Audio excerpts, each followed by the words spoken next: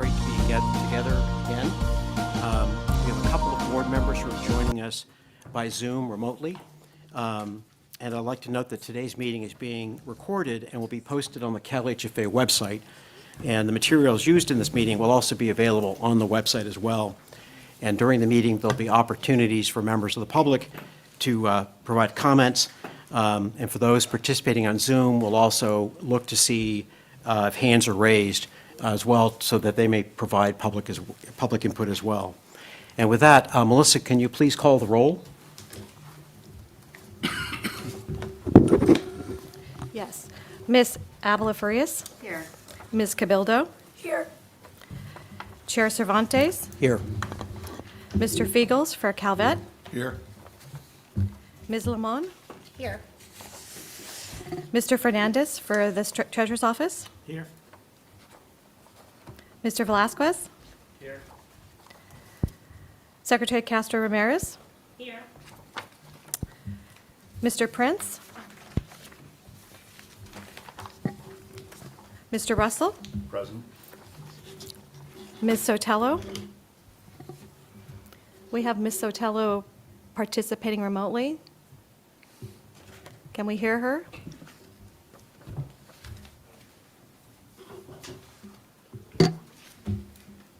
Can you hear me now? Just one moment, Ms. Sotelo. We want to make sure we hear it.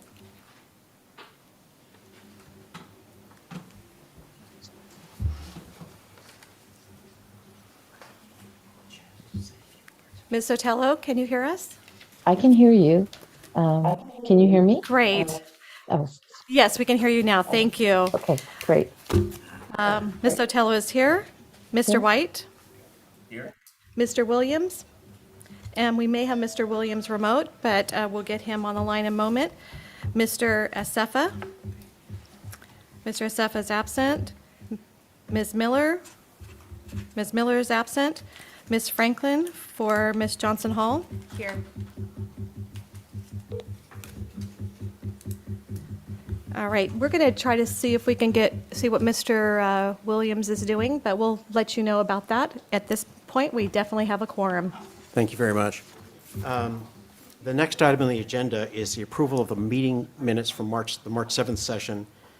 Those are included in the board package. Is there a motion to approve the minutes? So moved. I think I caught Member Russell and Member White seconding. Are there any proposed changes to the minutes that members would like to raise? I'm not seeing any. Not hearing any, our protocol is to approve the minutes with a motion and a second, so they're deemed approved. And I'd like to then move on to a couple of items here. First of which is, you'll note that our Executive Director, Tina Johnson Hall, is not here. She's away on family matters. In her stead, Rebecca Franklin, as the acting Deputy Director, has stepped into her place and will fill Tina's shoes for this session, and also take on other roles in presenting to us later on. So she's got a busy day ahead of her on this session. And the next thing I'd like to note is that we have a new board member, and I'm really delighted to have, to my right, our newest member, Norena Limon, stepping in. I was at her swearing-in ceremony about a half hour ago. And, the secretary did the honors of swearing her in. And it's always striking to me when you say those words, how powerful they are. It really speaks to the role that we take as members of a board, part of the state of California's approach to housing, how serious all this is. And we're really very fortunate to have someone who has a terrific background, who really rounds out this board, I think, in terms of the work she's done in prior years. I've got a sort of a background of your resume here, and I think I could take probably the next half hour going through the session here as well. But in terms of like some of the work that you've done and working to close the racial wealth gap and looking at housing across the diverse communities of California, your work in DC with the Obama administration, and on, I think you're going to be a terrific addition to this board. And I really would love to welcome you and give you a chance to say a few words if you'd like yourself. Sure, thank you. It is a true honor to be here and to join all of you. I don't take lightly the enormous responsibility that CalHFA has in addressing not only our housing crisis, but our affordability crisis, the wealth gap, the fact that California has the second lowest homeownership rate in the country. So I'm delighted and honored to be here with all of you, and I look forward to getting to know all of you as well and hearing all the presentations. So thank you so much. Great. And thank you. And maybe one last note on the chair side. About a month ago, I was here as well. We had a presentation before Moody's Investor Service.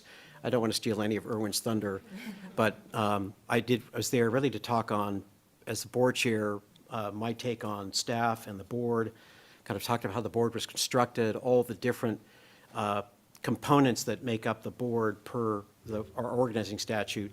And I have to say that the presentation by staff across the board was terrific.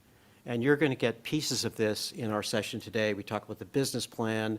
We'll talk about other matters relating to finance, the plan going forward. But I mean, in my prior life, I sat through hundreds of rating presentations. And so it's interesting being on the other side of the table, facing the analysts. And I have to say, I was really impressed with the story that CalHFA tells. And we're gunning for an upgrade from Moody's. I'm cautiously optimistic, and I'll leave it at that. But I thought that everything that they had laid out as our metrics to hit, we hit, and then some. And so I thought it was a convincing, compelling story, and I just wanted to share that because I got to say, staff did a terrific job. And so you all should feel good about it, and I've got fingers crossed here on my end that we hear from Moody's with a good story like we did from Standard & Poor's late last year as well. So on that note, I'm going to turn it to you, Rebecca, for your part. Thank you, Chair Cervantes. I just want to echo the warm welcome for our new board member, Ms. Leon. I also got to attend the swearing-in ceremony, and your background and the secretary also shared some background that she has with you and your partner is just so amazing and inspirational for some of us that are kind of coming up the ranks. So I was very honored to be able to be a part of that this morning. I also want to thank the administration for their confidence in me, or showing their confidence in me, and I just genuinely look forward to collaboratively working with this board, the administration, the governor's office, and BCSH as I continue in this role.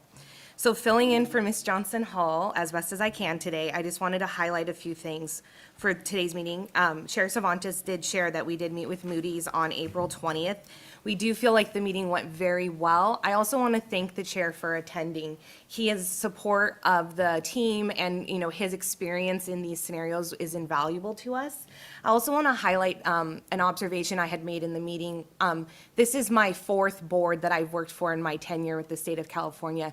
This is the first board that is made up of people in this industry working every day collaboratively that have this in-depth experience, and that's truly invaluable, and that's something that we did highlight to the board, how each director fills a different niche in what we do. We're trying to serve all of California, and so it takes a lot of great minds to kind of put their heads together in that policy sphere, and I really do think that I wanted to highlight that as a strength of the board, as my personal experience, and so I hope we don't take that lightly, and I hope you guys don't take that lightly as well. Now turning on to what I call the hot topics of the day. As Chair Cervantes also highlighted, we will be sharing our strategic plan, business plan, and operating budget. We did kind of give you a glimpse of the strategic plan back in March and got feedback. We did incorporate that feedback. We also have been working very collaboratively and closely with BCSH as well as the governor's office when we're looking at our goals, our initiatives, what we're doing. We want to make sure that we're all aligned, that we're rowing in the same direction, but we're also not rowing in the same spot. Scarcity of resources is something we always are talking about, and we want to make sure that we're all filling the different gaps. We want to make sure that we're collaborative with, the housing and community development efforts as well as all the other efforts in the state.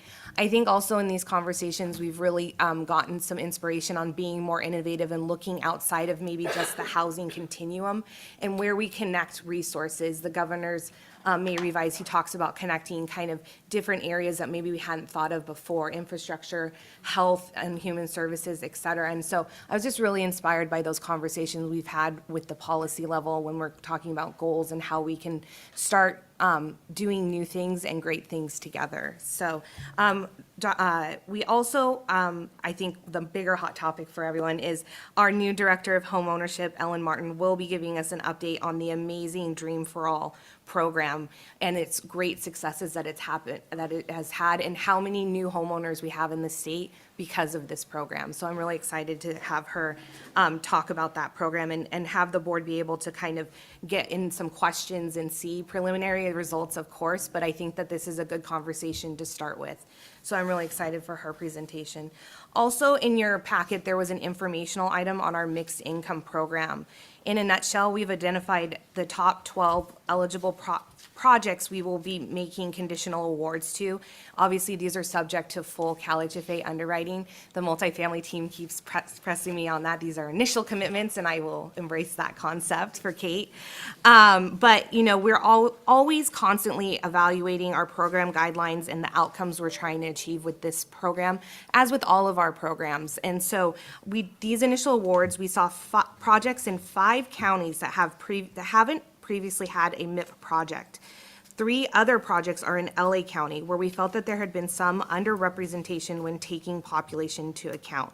So I'm really excited for the outcomes of this round of MIP. I think that we have, you know, set some goals for ourselves, some lofty goals with this program, and I think we're starting to see a lot of hitting those goals. And so I'm really excited. I also want to commend the multifamily team as well as our financing team. It takes a lot of people working very, very hard, long hours to get these projects, you know, initially underwritten, getting them scored, getting the MIP out, getting them all within those timeframes we have set forth by the Treasurer's Office in CIDLAC. And so I just really want to commend the effort of this team. While we get to see these beautiful charts and presentations, it's a lot of effort going behind the scenes on that. So I really want to commend the team on that. Lastly, CalHFA has participated in a few different panel discussions since we've last met. Ms. Johnson Hall represented the agency at the Novogradac Affordable Housing Conference in San Francisco on April 28th.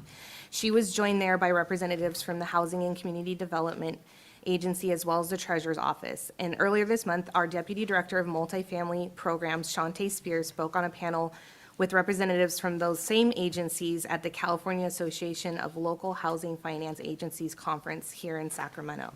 That was a mouthful. So with that, I'm going to turn it back over to Chair Cervantes. Thank you. Thank you very much. With that, we will be moving into a closed session. This is pursuant to California Government Code 11126E1 to discuss pending litigation. And after the conclusion of that session, we'll come back into our open meeting and resume the meeting agenda. I'll note that we will be moving to a different floor where the building maintains a cone of silence. And so we will be exiting this floor, going up to the 14th, I think? Yes. Where we'll have the closed session and then coming back down here again. So with that, we should be moving to the breakout room, and the board members who are with us remotely will be joining us there as well. So with that, we'll see you upstairs.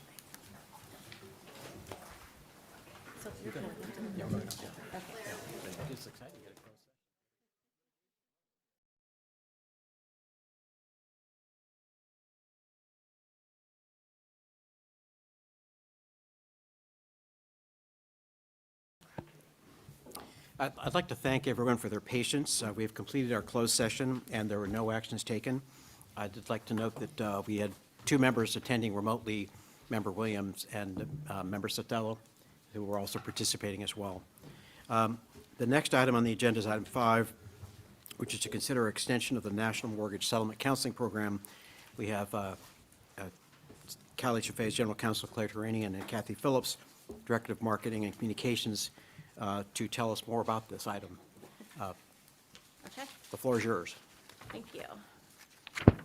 So good morning, Chair Cervantes and members of the board. I'm Kathy Phillips, Director of Marketing and Communications, and I have Claire Tarian here, our General Counsel, and we are presenting the National Mortgage Settlement Counseling Program to discuss an update of the program and also an extension request. Next. Oh, okay. You're on it. Thanks, Courtney. So just a brief, high-level history of the program. The 2021 budget allocated $300 million to CalHFA to do housing counseling and mortgage assistance. And to date, the board has approved $91.5 million for the NMS counseling program. It's just specific to the counseling program. That counseling program launched in November of 2020. Next slide. A little bit on the performance so far. As of the most recent quarterly reports that we received, which is March of 2023, the program has served over 57,000 households and approved, of the approved 91.5 million, we've distributed 67 million. Next slide.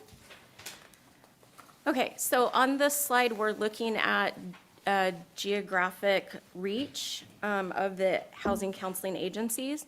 We currently have 75 housing counseling agencies in contract through our intermediaries, and they employ 206 HUD-certified housing counselors. If you look at the map, the blue areas are showing all areas that HUD has housing counseling agencies located. And the orange circles are where we have the NMS HUD-certified agencies located. So what this is telling us is that we have housing counseling agencies representing the NMS program in every county that HUD has housing counseling agencies. No, yeah, next slide. I almost don't need to tell you, Courtney, you're doing such a great job. So this is the types of counseling provided, and generally, we are aligned with all sessions that HUD reports out on. The blue bars on the chart are showing the NMS sessions, and the light orange bars are showing all HUD sessions across the network in California specifically. HUD sessions cover more in the rental category. However, NMS sessions are reaching more with the reverse mortgage, mortgage delinquencies, and while it is a smaller number of sessions, the NMS program has logged 5 times the share of homelessness sessions when compared to HUD's entire network in California. So this slide is income levels. So it's the key takeaway from this is that 77% of the sessions of the households that we've served are low to very low income. So under the 80% AMI. And then on this slide, we're looking at race and ethnicity outcomes compared to California households. 27% of the NMS sessions are to Hispanic households, which is just shy of the 30% of Hispanic households in California.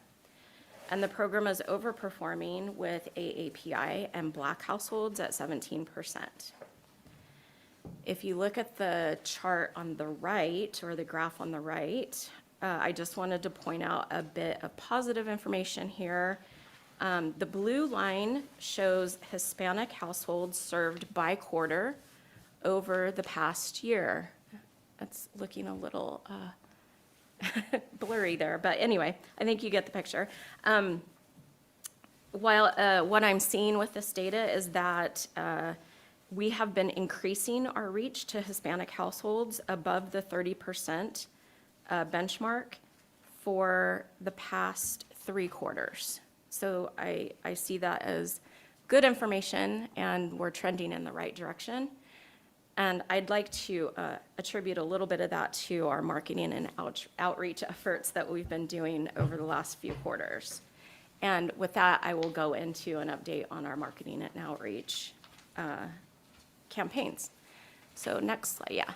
This is just a brief snapshot of our previous marketing campaigns that we did in Q3 and Q4 of 2022. And you'll see that we had a 0.33% click-through rate in our English paid social media and 2.2% in Spanish paid social media. And the benchmark there is 0.56%. So we were a little under on the English, but way over on the Spanish. So that right there, I think, could have contributed to some of our increase in Hispanic households. And then the display ads, 5.1 million impressions at 0.45%, and the benchmark for display ads is 0.46. So we were doing pretty good there. And then this is a look at our current campaigns that are running right now, and the most up-to-date data that we have. I think I pulled these numbers last week. This campaign launched in March of 2023, and you'll see that 17.5% open rate on our email marketing, and the benchmark there is 10 to 15%, so we're overperforming there. The click-through rate at 3.28% with a benchmark of 1 to 2%. Our digital ads, display ads, are overperforming as well. And the 3.6 million impressions, we had 32% of those in Spanish. And with our current paid social media, 48% of the 890,000 impressions were in Spanish. And you'll see the click-through rates there were either well overperforming or were right at par. Additionally, we're doing advertorials, which I'll talk about in just a second. This is just a sample view of some of our social media ads that we're running right now in English and Spanish. And then if we go to the next slide, this is the advertorial. So current campaign, we're running the email, display, paid social media, and then this advertorial placement. We are running this advertorial in 23 publications, and it is to diverse audiences and multiple languages that I have listed there, and it will run over a period of 3 months, so 3 times in all 23 publications.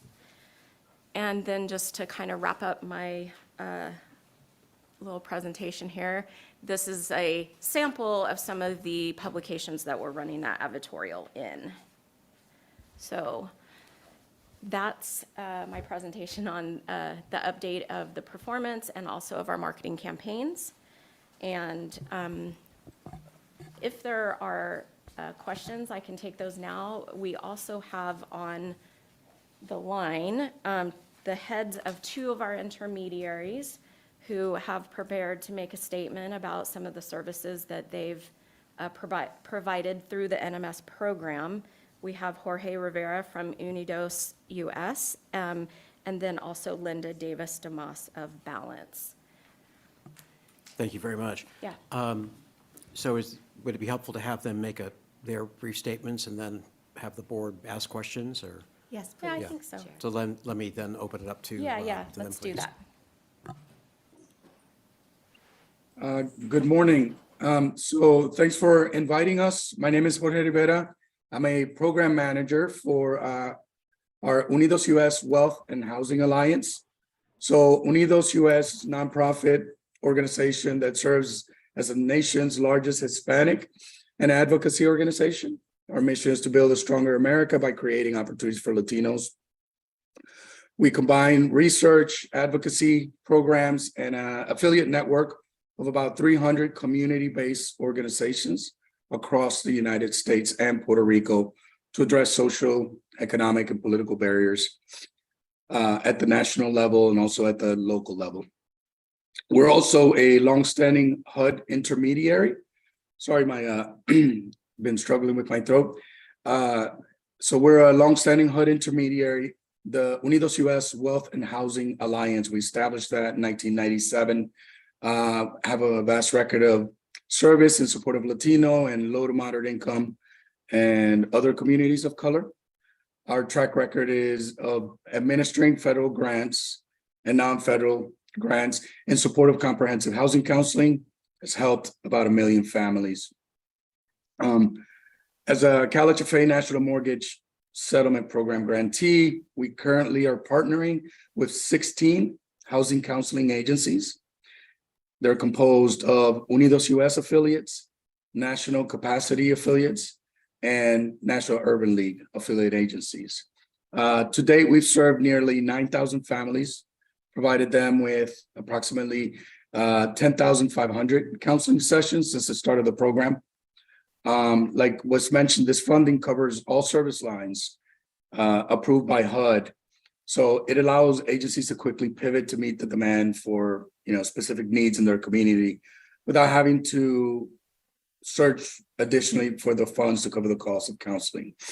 During the pandemic, the agencies were able to focus on tenants at risk of eviction and also homeowners at risk of foreclosure, while still being able to serve high demand pre-purchase clients that were being driven by really low interest rates. And again, all the services are covered by this program. The CalHFA has been critical to us and to our agencies, to our communities. I'd like to share 2 quick stories. One comes from an affiliate, Meta Mission Economic Development Agency. It's a rental counseling story about Fabiola Torres. So March of last year, 2022, was a dream month for Fabiola. So this Mexican immigrant moved into below market rate apartment in the Mission District and gave birth to her 3rd child. So she says, and I quote, "I honestly thought it was a miracle because the birth of my baby was approaching, and it felt like things all came together at once when my family found stable housing." The first week of that March, she was notified she was a winner of that San Francisco Mayor's Office of Housing and Counseling, Housing and Community Development below market rate lottery. She says she signed the contract on the 12th, moved in on the 22nd, and her baby was born just a week later. She says she went with her 13-year-old daughter, signed the contract, and her daughter couldn't believe how beautiful the apartment was and the experience. She mentioned when you have needed something for so long and then you see it happening, it was just an incredible experience for her. Fabiola and her husband, 2 daughters, and the new baby now reside in a brand new 2-bedroom apartment at the Avanza building on South Van Ness and 16th. And again, this is a change from their prior living situation. They used to rent a room in an apartment they shared with another family. So, she was ecstatic, happily, and, wrote Meta, and they've kind of used her testimony powerfully. The second one is from New Economics for Women. It's Rebecca Chavez. So this is a home ownership. So Rebecca was living in an apartment and she felt like she was living in a shoebox. She's sick and tired of renting. And she started renting when she was 18 and around 26 decided to buy a home to create a stable environment for her son. So Rebecca did realize that reaching our goal meant she would be taking some risks and had some fears because she didn't come from a family of homeowners. So determined to live differently, she began researching programs to help lower income buyers purchase a home. And that led her to agency New Economics for Women. There she met with a counselor. And what they do is, they identify the client's barriers to homeownership. They begin walking that homeownership journey with them. They created an action plan for her. Specifically for her, a big piece was tackling her lack of credit history and a lack of savings. In 3 months, she doubled her savings. And after 7 months, she had a credit score of 743, which was a 51-point jump from where she started. Then a few months later, again, with the help of New and a few subsidy programs, she was able to secure $84,000 in down payment assistance, and she closed on her first home. And she says, and I quote again, "I did it for my son. I did it for us. We don't live in a shoebox anymore. we have a basketball court and a dog. So those two testimonies and, thousands of others like that are a result of the hard work of our California Housing Counseling agencies that were mentioned.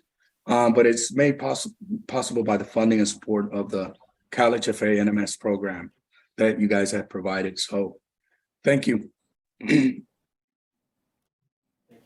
Mr. Rivera. And our next speaker?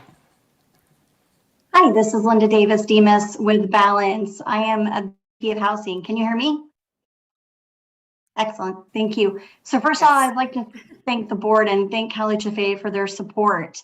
Balance has been providing financial education, financial coaching, and housing counseling to the community for over 54 years. Our main focus is really financial empowerment, helping families work from understanding the basics of being able to sustain some type of housing, whether it's rental or emergency housing at the moment, to down the road, what we like to call the life of a loan, being able to look at not only the purchase of a home, maintaining that, avoiding foreclosure, reverse mortgages for our seniors, but as well, I would say an important thing that it's a little different is that we even talk about estate planning at some point with clients that are part of our financial coaching program. And so for us, it's very important to run the gamut from the beginning to the end for those clients that are interested. We have, as I mentioned, been providing housing counseling for quite a while. We're based out of San Francisco, so we are a local California organization. And we're a little different than our colleagues at Unidos. We are also direct providers of services. So housing counseling is something I directly manage our department. We provide the services in addition to, we have created a network specific to CalHFA, which includes about 25 subs, of which those have, in many cases, multiple branches throughout the state. We also are a little different in that we also included a couple of intermediaries. So we have, I say a couple, but it's actually 5 intermediaries that are providing service to this housing grant as well. In total, our counselors, we have essentially 139 from our network.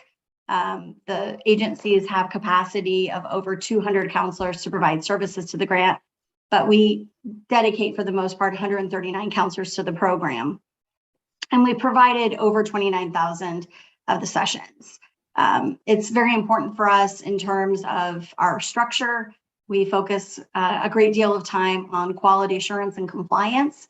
And so with these subs, and I'm sure Jorge can attest to this as well, comes a great deal of oversight from the intermediary's perspective.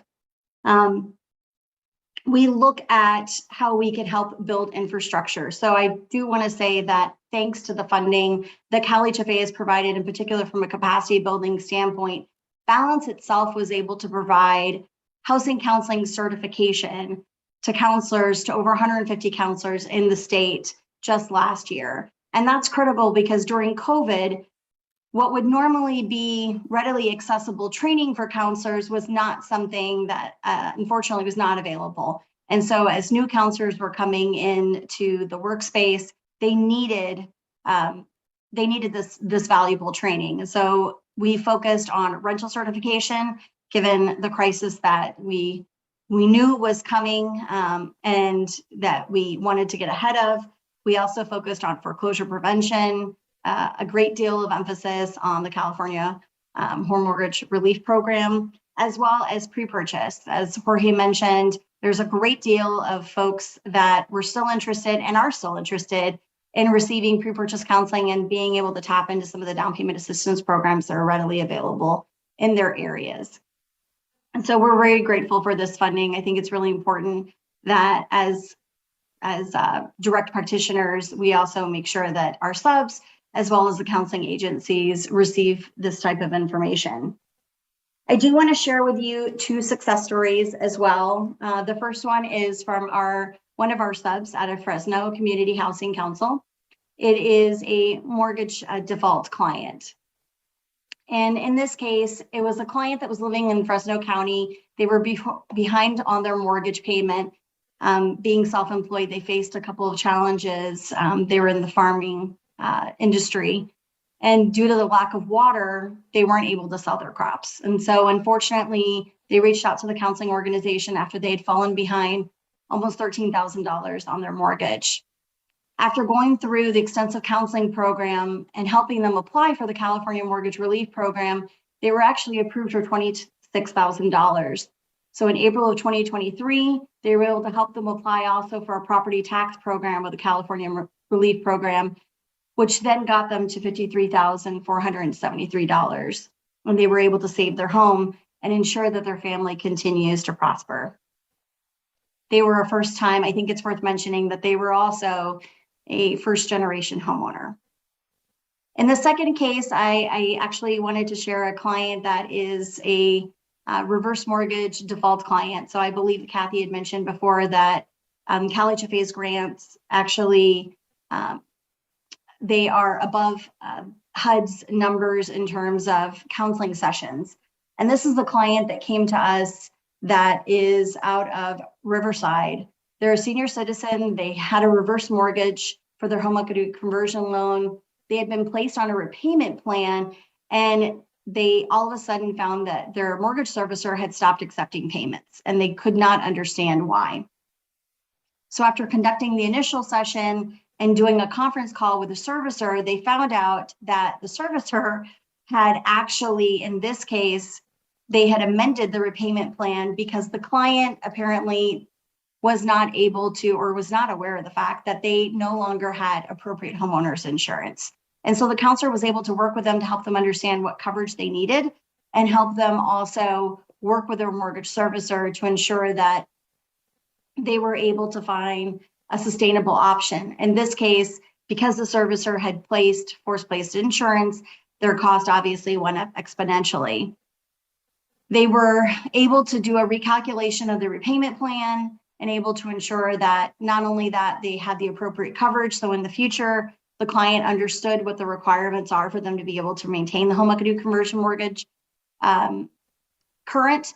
And at this case, she is very happily to be able to share that she intends to continue to reside in this house until, as she quotes, God takes her. So she is, in this case, we see many seniors that are struggling with taxes. And in this case, it was homeowners insurance that really was the one that tipped the scale. And unbeknownst to her, she was struggling to communicate with a mortgage servicer, which in cases of default for us is really important as housing counselors to be able to help make that connection with them. Because oftentimes it may just be a misunderstanding. It may also be that the homeowner does not understand what the requirements were. So this was a successful case in this instance. Thank you again for your time and for your support. Thank you very much. I'd like to open it up to the board to see if you have any questions for staff on the presentation or for the two individuals who called in. Yes, Member Russell. Yeah, thank you. First of all, I want to commend you on this program. Looking at listening to the stories, first of all, it's really clear that representation matters and that we do not have rights unless we're aware of them and we know how to avail ourselves of them. And this program clearly is giving voice to people to assert their rights. My question comes down to the geography. So outside of the areas where we have existing certified agencies, I look at counties like Shasta, Humboldt, Mendocino, and Kern that have significant amounts of population. Are there means by which residents of those areas are able to participate in the kind of counseling that this program offers? So they can participate by calling the 800 number for HUD certified counseling. Even HUD doesn't have the agencies up there, so it would have to be like a phone, virtual.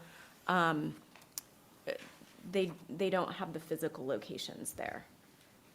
So as this program stipulates, it has to be HUD certified counseling, so it needs to be a HUD certified agency that is available for the program to perform the sessions.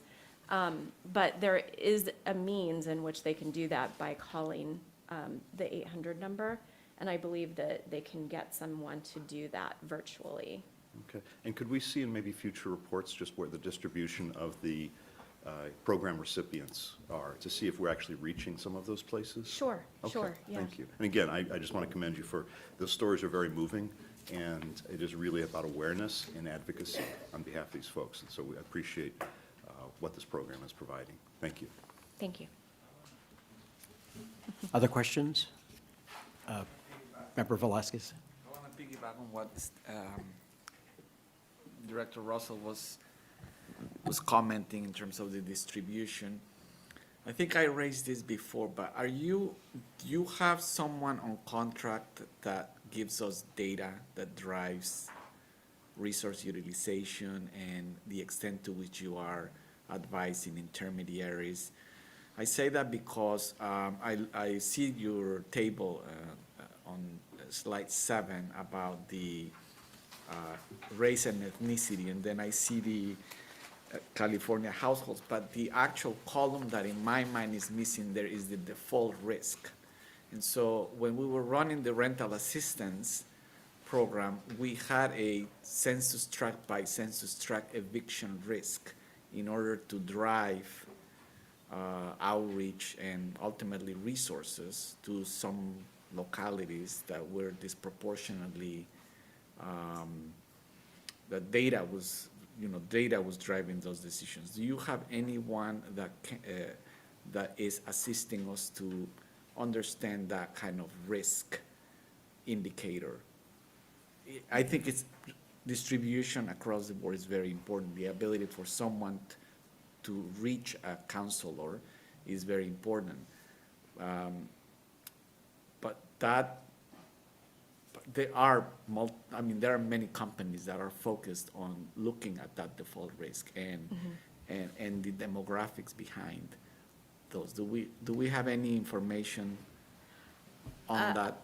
Yeah, so I don't have that, of course, right now, but I'm happy to look into that for you.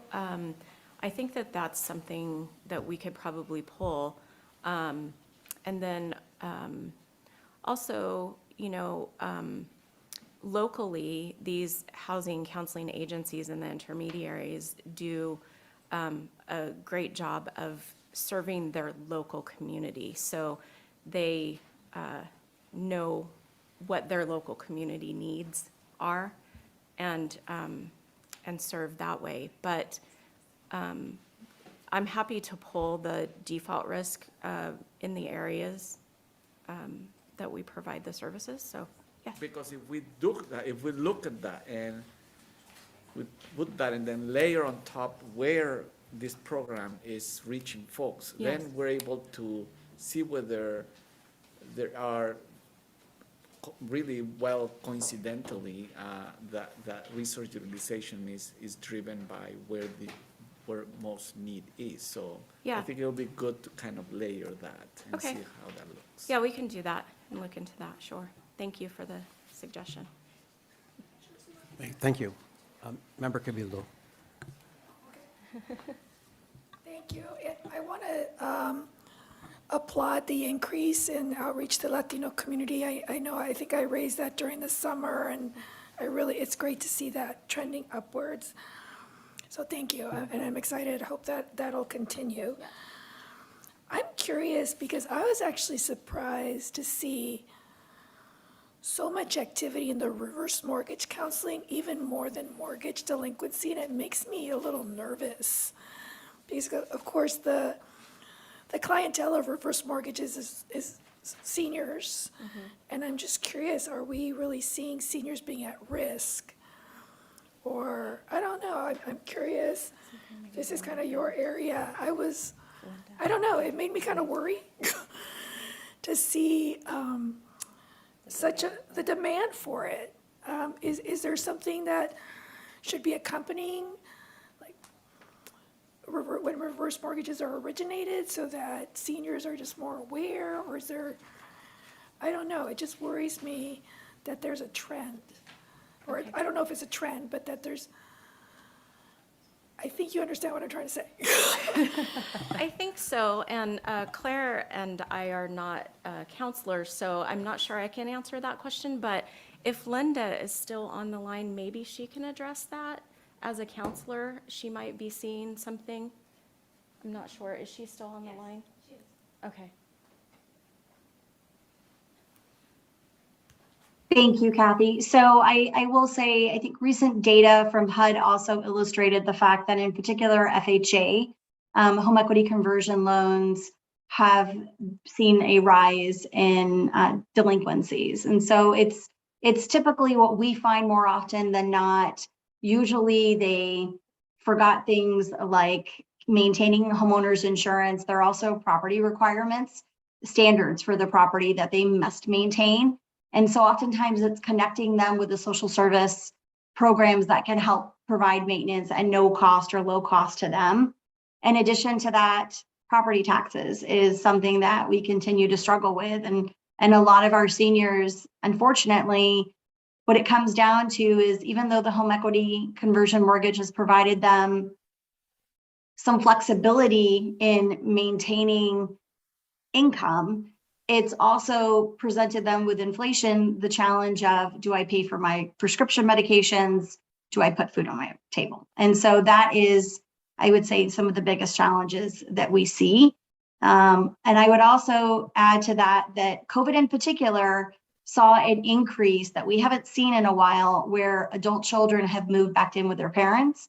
And in many cases, the seniors have tapped into the equity that they have in their properties to be able to help sustain their adult children. And so for us, it's really important. It's not just the housing counseling piece that we provide, it's really connecting them also with those resources that can help them with prescription medication, help them with food, that I feel is really invaluable.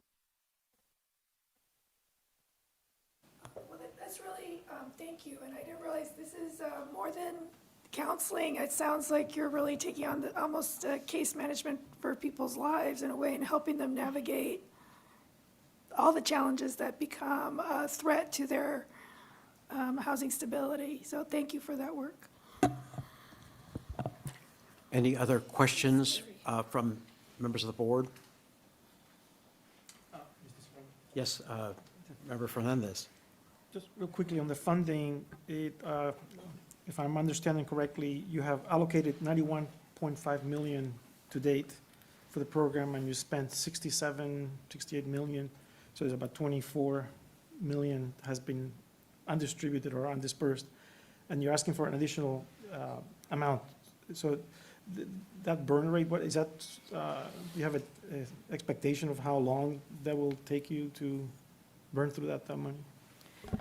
We do, Director Fernandez. We asked some members of our comptroller's team, who's present with us today, to do some projections.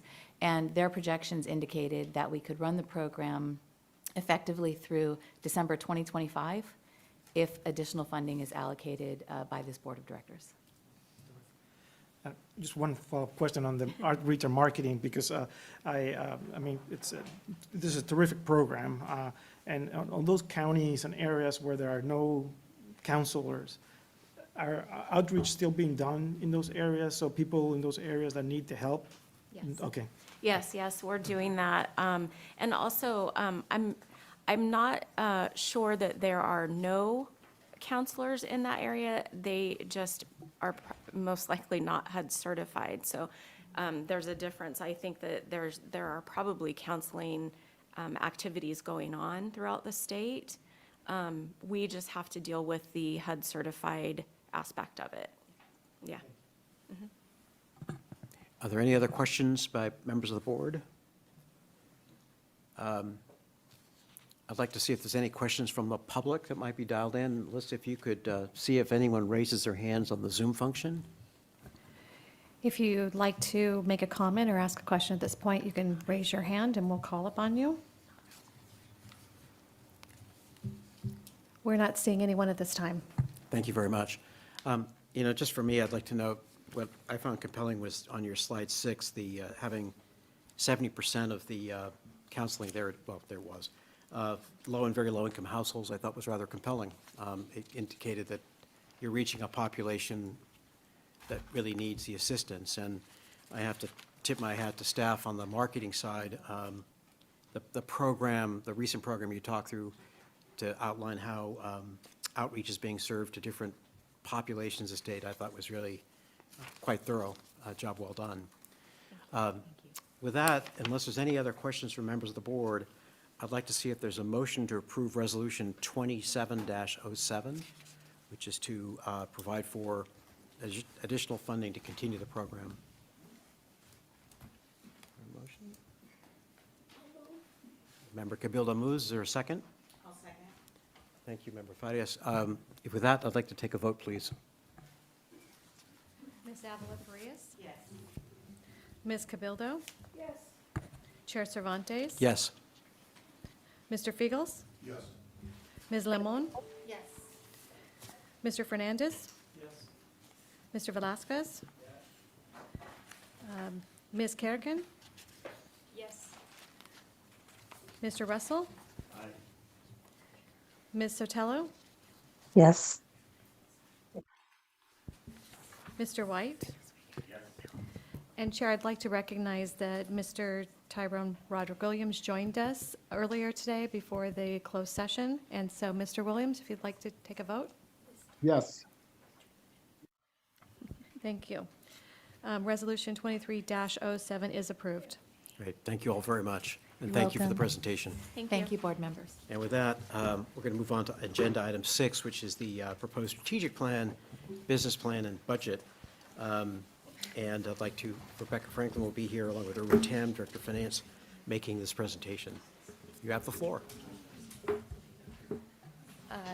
Good afternoon, I think. Is it? Okay. Rebecca Franklin. I am the acting chief deputy director. I am joined today with Erwin Tam, the director of financing. We are here today to present the CalHFA strategic plan, business plan, and operating budget. So a little bit of a recap going into the changes this year. So if we go to the next slide. So normally CalHFA runs a business planning process that starts kind of in the very, very later end of the calendar year and then goes into the next calendar year. And so really a high-level methodology, right, starting with the vision and mission of the organization and centering ourselves around that. We've taken a lot of time in recent years since Ms. Johnson Hall has become our executive director to renew that vision and mission, making sure it's still current and still, really aligned with what we're trying to do in this great state. So with that kind of centering, we go into our business planning processes. Once the business plan is created, we then kind of go into a budget cycle and kind of deviating, because we like to change things up as much as we can in a short period of time. Normally, we have had the chief acting or the chief deputy director position kind of oversee both processes in a spirit of ensuring that we have, the best, most efficient, most collaborative processes. We felt that there was a needed change with the kind of change in personnel to move the budget oversight and then to the director of financing position. It just creates a little bit more balance and control in the decision-making of the agency. We want to make sure that everyone at the table is looking at kind of all the different aspects when we're making these big decisions. So not only am I responsible for setting or helping the team set the strategy and guiding us through that business planning process, but we didn't feel like it was the best business practices to have also me overseeing from that budgetary perspective. We kind of, as the director of ERM, I like the rub, I like the controls. So we kind of place more. And so Mr. Tam is a delight to work with, and he really has our, fiscal longevity, they really has his hand on the pulse of that. So we really felt like that changed. So going forward, this is what you will see. You'll have me in this position, presenting our strategy, our business plan initiatives, but then you'll also have the financing perspective just for that little bit of control and balance there. So thank you, Mr. Tam, for joining me in this endeavor. Just as a recap, we did come to the board in January, as in March, to kind of give you an update on, if we go to the next slide, the market conditions, where we are, how are we doing in the marketplace. We had a lot of information in March about, what the industry professionals see as what's going to affect our lines of business in the future. We also presented our strategic plan goals to this board. We got a lot of really great feedback, and we've included that into the iteration you will see today. We also, outside of the board meeting, when I get to do the opening remarks, I take my own thunder.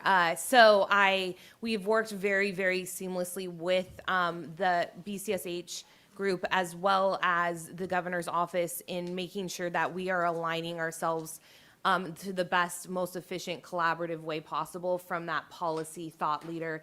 Housing is a continuum. It is not a silo, and we need to work within that continuum. And for us to be most effective, we need to bring all of the thought partners, the thought leaders to the table when we're talking about strategy. Where are we going? What are we going to be doing? The board has really challenged and celebrated the times we've stepped out in this innovative sphere, but we want to make sure that our innovations are leading to those underserved populations, those who aren't already being served with other kinds of programs, et cetera. So I'm really excited about the plan we've put together. I think we've really taken a lot of time to create that collaborative thought leader approach. Also, this board itself is obviously just a powerhouse of policy and thought leaders in this industry. So I really hope that you guys find it as impactful as the staff has. Revisiting our mission and vision one more time, all Californians living in homes they can afford. Our mission, investing in diverse communities with financing programs that help more Californians have a place to call home. So just wanted to center ourselves as a group on that. So talking about what I kind of revisiting, we can go to the next slide actually. So talking about what we talked about in March, what's different from this plan, which other plans you've seen before, is really breaking out that strategy, that 3-year look. Where are we going? How do we want to get with the objectives? And then that 1-year plan. So this time next year, what I will be presenting to you is a business plan, those annual objectives. The strategy, the strategic goals, the strategic objectives will stay the same till 2026. So we need to be purposeful and look not just at the immediate need, but forecasting forward. That's how true long-term sustainable solutions are done. We can't just, we're not going to get everything done in a year. So let's make sure that we are looking not only at the current needs, but looking forward at how we can most effectively get those Californians in a place to call home. So as my example that I will just reiterate for the group, my goal is to be CalHFA's top chef. When you are a chef, you have to master all kinds of parts of a dinner, right? You can't just do appetizers. You can't just do bartending, even though the bartending might help your other performances in other areas or not.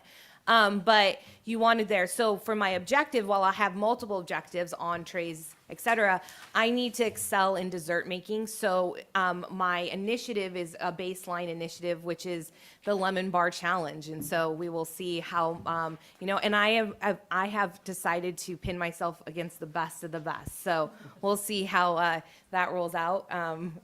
Erwin and I are not competitive at all, so this has not been an entire fight for a week. So, but kind of looking at that strategic versus business plan. So I keep talking about what we are going to talk about. So let's get into the nitty-gritty of our strategic plan. We go to the next slide. Our first goal is lending impact. Focus lending activities on broadening access to affordable housing opportunities for California's diverse population. So looking at that, really, what we're asking the board to do is say, this is our goal, this is where we want to be, this is, again, to that 2026 timeframe. So how do we measure success? How do we know that we've reached that? So those are those strategic measures. The first measure, increase single-family mortgage production dollar lending volume and number of loans by 5%. Similarly, the second measure is increase multifamily dollar lending volume, unit production, and conduit issuer volume by 5%. Again, that's a 2026 number. So we are committing that even in the current market conditions, in our annual plan will show that the current market conditions are, how that affects our annual goals for that. But to look at that by 2026, we're committing to still being able to grow by that 5% number. There's a lot of objectives, right? So these objectives will maintain through 2026, maintain culturally competent outreach to Californians, ensuring broad access across racial, ethnic, gender, geographic, and affordability demographics, expand single-family unit program opportunities, and build the multifamily portfolio through preservation of existing projects, and expansion of new lending and subsidy opportunities. So this is taking what we're currently doing and saying, can we do better? How can we grow in these programs? Really looking at goal one, as I like to say, is again, what we're doing. We do things very well. We are very successful in these programs, but can we do more? How do we grow? And especially in these market conditions that it's not exactly favorable markets for the housing. So, we want to make sure that we are growing continually. Just to highlight some of the annual initiatives we want to take on, looking at our single-family programs, researching and implementing 2-unit owner-occupied property eligibility for all programs. For our multifamily program, explore a preservation product to support our portfolio and provide new opportunities for the market. So if we're looking at our single-family goal here,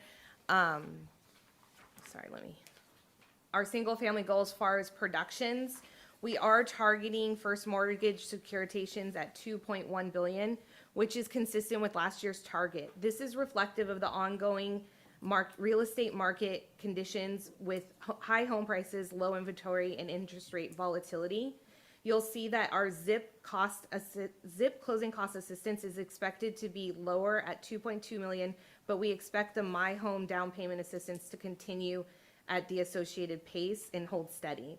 The TBA market revenues generated from selling first mortgages on the secondary market are conservatively estimated at $18.8 million. When combined with My Home, we get to $22.7 million, and our unit count is at 5,600. So again, while we're trying to stay consistent with last year's numbers, we will be committing to kind of looking at our programs and how we can continue to grow. Think of this year as a baseline as far as growth. Last year we had more favorable market conditions. Obviously, starting this year and then going into next year, that we will have those housing market conditions start to affect our programs. But we're committing to staying stable, to staying consistent. So, going from this is the annual goals. Just going to try to separate out, right? So these are the annual goals of year over year. If we go into multifamily. Again, also from the volume, fee income, and unit count, we do anticipate that our production will be challenged by ongoing market fluctuations and the continuation of the competitive environment for tax-exempt bond cap. As you can see here, the conduit issuance will continue to make up the largest proportionate share of our lending volume, fee, and unit production. We will also continue to see growth in revenue from the conversions of the mixed income project deals committed in 2020 and 2021. So again, with multifamily, we also are facing different market conditions that will affect our ability to produce higher numbers in these areas. But we are committed, and we are very secure that we will be able to remain consistent year from last year to this year, all while kind of pursuing these alternative programs to see if we can continue to grow. So by 2026, we're committed to growing. I'm just trying to kind of parallel the different plans at the different timings. So this is kind of the year over year for production or the annual production goals. I'm going to stop at this time because I know the production goals are something that I want to give the board to comment on before going to the other goals. Thank you. Are there any comments or questions that the board has on this part of the presentation? I have a question. Yep, Member Cabildo. Just on slide 7, objective number 3, I guess I just want to understand, it says build a multifamily portfolio through preservation of existing projects, so that's existing multifamily developments? Yes. So that's looking at a preservation product. Okay, and so the expansion of new lending and subsidy opportunities, that's like project type neutral? So is it for preservation projects, or it's also for new construction? It's new construction. It's both? Okay, so it's a combination of like for preservation and new? Yeah. Okay, great, thank you. Are there any other questions from members of the board? Actually, I've got two, then I got Director Fernandez and then Director Farias. Yeah, and I'm going to show my lack of knowledge of multifamily housing. But on slide 9, how do you define units? Is that an apartment, or is that the entire complex? Is that? It's per unit, yeah, it's Yeah. the actual residential unit. Okay, So it would okay, be a one project in our portfolio would have multiple units. okay, okay. Okay. And Director Farias? Yeah, I just wanted to inquire if under the objectives, if we need to tease out a little bit more, if there was a reason why we left it out of strategically throughout the state where we wanted to concentrate. I mean, it's more broad of where, what we want to impact and increase, but I also think geographically it's pretty critical too, because if we look at maps, we can see that, obviously it's population, there's a lot of factors, but if we look at Northern California, we have like no existence there. And just other more rural areas as well. So, maybe, I know it's teased out in other areas, but I think the lending impact is just as critical statewide that be having some bullet point, that there's going to be some leadership and intention there. Oh, that's this one. Yeah, Oh. you're on this one. Oh. Get back. Sorry.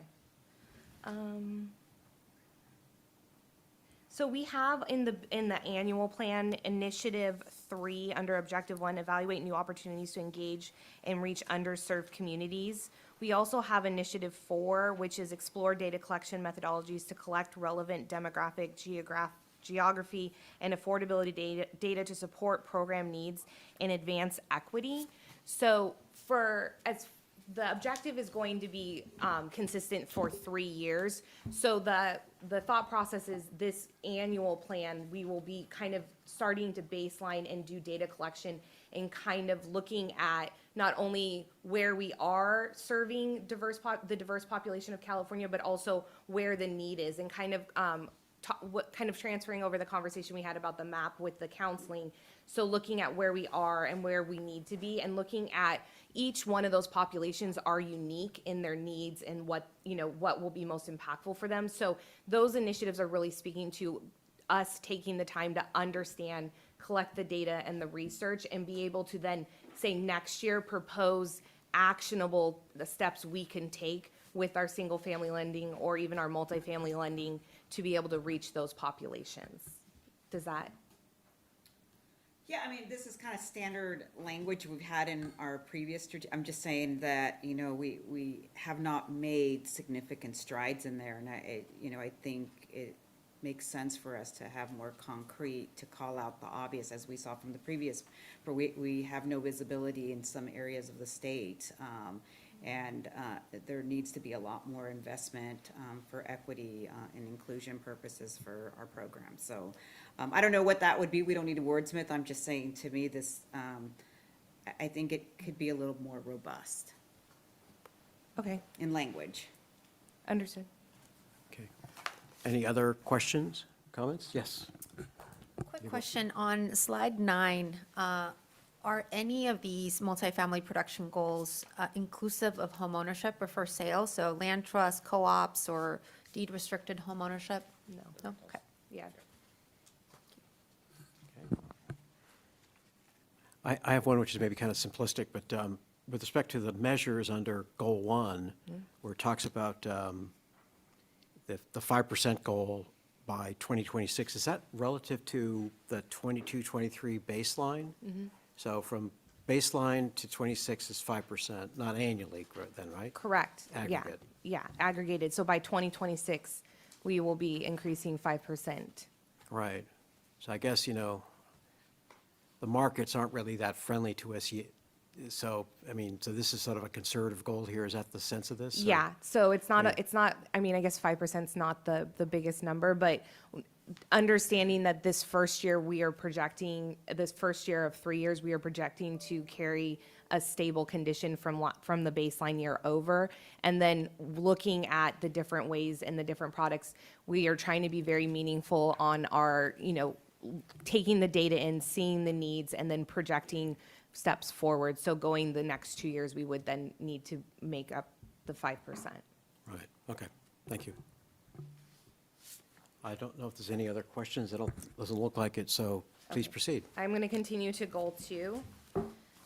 So goal 2 is kind of that fiscal sustainability, but so if goal 1 was looking at what we're currently doing and modifying and being innovative, goal 2 is meant to kind of blow up the box in a very safe, risk-controlled manner. So when we met with the rating agencies, with S&P and then Moody's, one of the conversations we continually had was about, you guys are in a really healthy financial position to do great things, but what are you going to be doing with them long term, right? That forward look, that's why the strategic plan was kind of born out of that. But also, how do you do it in a very healthy growth mindset from a financial position? And so this is creating kind of what I said, risk appetite, but it is creating the forum for us to kind of pursue that innovative thing, doing new programs we haven't done before, looking at things that we can do and branch out, but also allowing you as the board to be very mindful of how we're spending our money and making sure that we are leveraging our current financial positions in a strategic and growth mindset from a long-term sustainability way. So those measures are really your way to set risk appetite for us in order for us to work under. So first, maintain a risk-adjusted rate of return on restricted assets. Identify and implement new revenue-generating strategies. Grow the agency's balance sheet, increasing total assets by 5% by 2026. Maintain financial liquidity with a minimum of 20% of net assets as short-term investments. So I hate using this example, but it's the only one I can. So with risk appetite, I like to think of it as the board sets the boundaries. If we were at a dog park, you guys are building the fence for us, right? You guys are saying that this is the boundary we want you to operate in. Now we're going to be able to go and have the freedom to run and play and do all the things we need to do to get the job done, but you have created that outer boundary, that fence. So that creates safety for the organization. So you're saying, go forth, try to find new programming. Where's a new revenue source? We know the market conditions in your current is affecting your current programs, but how can we do something different? How do we look at things? How do we connect with local municipalities or local agencies to be able to do affordable housing in new, unique ways? How do you blow up the box a little bit? We know we're successful in this area, but can we be successful in other areas? So we really want to be able to do that, but we want to provide the board assurance that we are doing this with cost-benefit analysis in mind, with strategic risk, taking strategic risks. So that's kind of where this goal is. I think it's I just think it's really a fun goal that you guys are challenging us to be able to grow and look at this uniquely. Housing is a dynamic problem. Let's look at it from different angles. Let's connect with different groups. I had said earlier that, we've really been working hand in hand with our partners at agency to say, where are other sources of revenues? Where are there other sources of land? What are we doing? Let's look at these different things. Housing is a complex problem, so let's try to look at it from all different angles and be able to, make our mark. So a couple initiatives I do want to highlight that are under the objectives on the screen. Explore opportunities to build, finance, operate, maintain affordable housing in California in partnership with local agencies. Additionally, evaluate current funding levels for reserve funding, including hedge reserve fund and emergency reserve account. We also have, the ratings obviously front and present at mind. That affects our ability to be able to lend at a competitive rate. So we really want to make sure. So we really did try to stretch ourselves in saying, let's look at how we can provide affordable housing, not through the traditional channels, but also let's do this from a safe, risk-minded capability. So I guess that's when you have the strategic planner also be the risk manager. So you get me. So I will stop for this goal if there's any questions. Thank you very much. Are there questions from members of the board on this topic area? Yes. Member Cabildo? Yes. When I see the initiative under Objective 1, and I know we discussed this at the last board meeting, this idea of being a developer. And I'm just curious how, at what point will we actually suss out the parameters under which development would happen? Obviously, we have a lot of neighbor.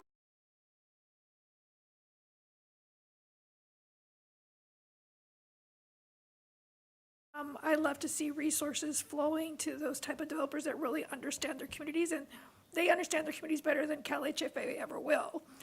So I'm curious, at what point will we set the parameters so that CalHFA isn't somehow draining resources away from developers that really are connected to community?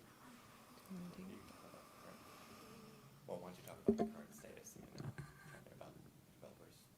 So currently, in this initiative, if we were to try to go into a different program and construct a brand new line of business, source of revenue, or whatnot, we obviously have brought an idea to the board and gotten initial feedback. That would be an iterative process where we would be continually bringing this back to the board in order to get feedback. And the cross-section with developers was brought up in the last time we brought up that initiative. So we wouldn't be, by approving this initiative, it's not approving us going forward in that space. It's approving that we're going to be working in that space. In order for us to fully execute any new program, there's just going to need to be a lot of conversation at a lot of different levels with thought leaders, with policy leaders, with other locals, connecting with, the board itself. And so it would be an iterative process that we would be bringing those items to you. So I don't want to comment. I don't feel like this initiative only represents that one idea. It's us looking at multiple ideas. That is transparently one idea we have brought to the board for feedback and we are pursuing, but that feedback was given and we would bring that item specifically to the board in a different iteration. Yeah, I would like to just follow up on that. So we are, to the extent, we sort of move forward, we would engage the board for further direction. I think the feedback session that we received, not only from the meeting, but with other stakeholders thereafter, was really important in informing us in terms of what we think next steps are. I don't think we're not particularly close. It's not like it's not like we're gonna be engaging developers tomorrow. In fact, we're really close to square one. In fact, we're still in square one. In the exploration phase, but we will definitely be back. This board will be definitely informed of next steps. Right, so basically the parameters for it are part of a work plan that is attached to these initiatives, which we haven't seen yet. Is that something that we'll be seeing like in the business plans, as the business plans come forward to be reviewed and accepted? So the initiatives listed here are what we consider our business plan for this year. So we would have different activities under the initiatives. The board wouldn't be issued the operational action items of. That's kind of where Ms. Johnson Hall comes in to execute the policy and priority of the board. But we would not be bringing a new line of business. We wouldn't be executing a new line of business without with iterative feedback from the board. Does that answer? Yeah, it does. I guess it's wait and see. Thank you. And iterative, and we'll be consulted in that Yes, process. yes. That's great. Other questions from members of the board? Chair Cervantes, we also have Member Williams has his hand raised. Oh, great. Thank you. Member Williams.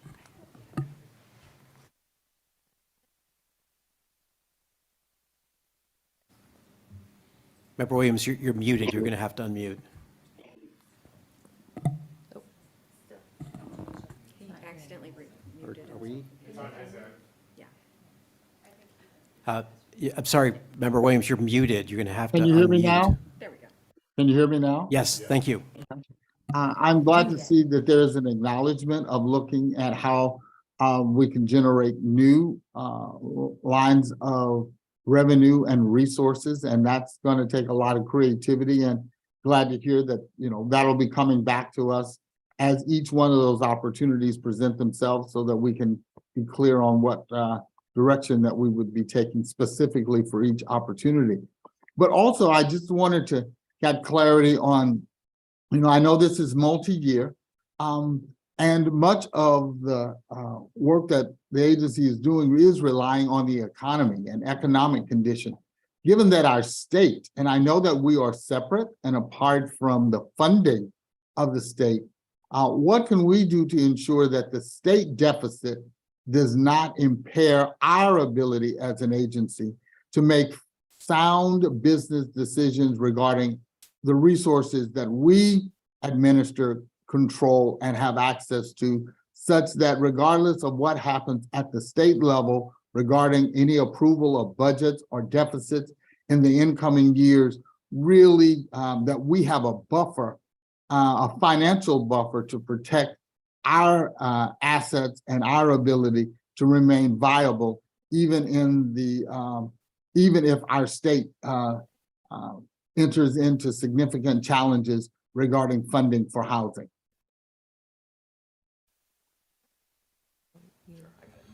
Sure. On the operational side, one of the initiatives is to ensure the the emergency reserve account and the hedge reserve fund are fully funded. And that is done through an annual process according to our financial risk management policy. We do keep aside 1 year of operating reserves. And the question to us, obviously, is that sufficient? And that's an initiative for us to evaluate. Secondly, we also have the hedge reserve fund. As you know, well, I'm going to speak more to that, the agency's hedges in the next presentation. But in the past, the agency has been had a significant amount of liabilities, outstanding liabilities with respect to interest rate swaps, and we have terminated those. But we still are maintaining, we do still have hedges on our multifamily production, and we are maintaining reserves just in case we need to terminate those swaps. And again, the question to us as staff members is to make sure that both on an operational side and from a risk side with respect to the interest rate hedges, do we have enough reserves set aside? So I think currently the answer is yes. Again, we do have sufficient operational reserves at over a year's worth in the emergency reserve account. Plus we have stockpiled money, even though we do have a positive termination right now. So if all of our swaps terminated, I'm going to do what Rebecca did, is steal my own thunder from the next presentation. We do have a positive mark-to-market, which means if all of our interest rate hedges terminate today, we would actually receive money for the first time in the agency's history. But we still are preparing for the worst. In a case the market moves against us, we have set aside funds to offset sort of any decline in market value for our hedges. So again, we are trying to prepare ourselves for any financial alternative. And I think just to highlight, the state, we are independently rated, so we do take that into consideration when making any sort of, financial moves or strategic moves about our business. But we work collaboratively with our state partners. So while financially we are, independent from the state budgeting processes, we do want to make sure that with the funding being short, maybe on other state programs and whatnot, that we are doing what we can to look at the kind of, like I said, the continuum of housing and making sure that our products, programs, where we branch out is in concert with the state, with the policy leaders, with the administration's housing policy goals, et cetera. So it's a dance between, yes, we do have an independent financial position, and we do make sure that our rating is number one, present of mind when we do make decisions, because we need to maintain that healthy rating, and we are looking to improve that rating, obviously, with the Moody's presentation. But from a policy, from an program perspective, we want to make sure that the impact to California future and current homeowners or people who are seeking affordable housing isn't impacted by the state. So we want to make sure that we are working in concert with our policy and thought leaders. Very good. Thank you. Thank you. Any other questions from members of the board? Just no question, but just a comment. I wanted to just address and appreciate your recognition of other stakeholders as you start to think about new revenue streams. Have great ideas, but I think it's good to be transparent and make sure that we're reaching out to our partners, within the state, all other stakeholders as we move forward. Continue to think innovatively and bring folks on, which I know you're doing because I can hear it in your answers here. So I appreciate that. And there's a lot of support for innovative revenue streams. We just want to make sure we're in line with our partners, their priorities, those types of things. So. Thank you, Member White. Chair Cervantes? Yes. We have Member Sotelo with a raised hand. Oh, great. Thank you. Member Sotelo, please proceed. Great. Thank you very much. And I want to just, again, apologize for not being there in person. I miss seeing everybody in person. But, as we think about the next chapter for CalHFA and what we need to do, I want to make sure that we keep first and foremost the idea of our fiduciary obligations and our financial liability, risk mitigation. As we heard, our primary task is really to make sure that we ensure that the money that we manage on behalf of the state is well managed and taken care of carefully. What we want to do when we think about expanding the services that we provide to Californians and the various opportunities there are to expand our business model, I want to just make sure that first and foremost is that fiduciary obligation that we have to maintain everything in line and appropriate. And the second thing, as we think about expanding our programmatic footprint, I think it's critical to not only engage the board members, which you have in these last couple of meetings, but I think that we really need to reach out to Californians themselves. Just to echo Board Member White's suggestion to engage our partners, I think it's also important to engage the public. So I would encourage us that before we delve too deeply into exploring the possibility of us setting up our own development shop or any other, large programmatic shift, that we work to engage public dialogue in the different regions of the state, including the central region and the rural areas. Programmatic level to the public.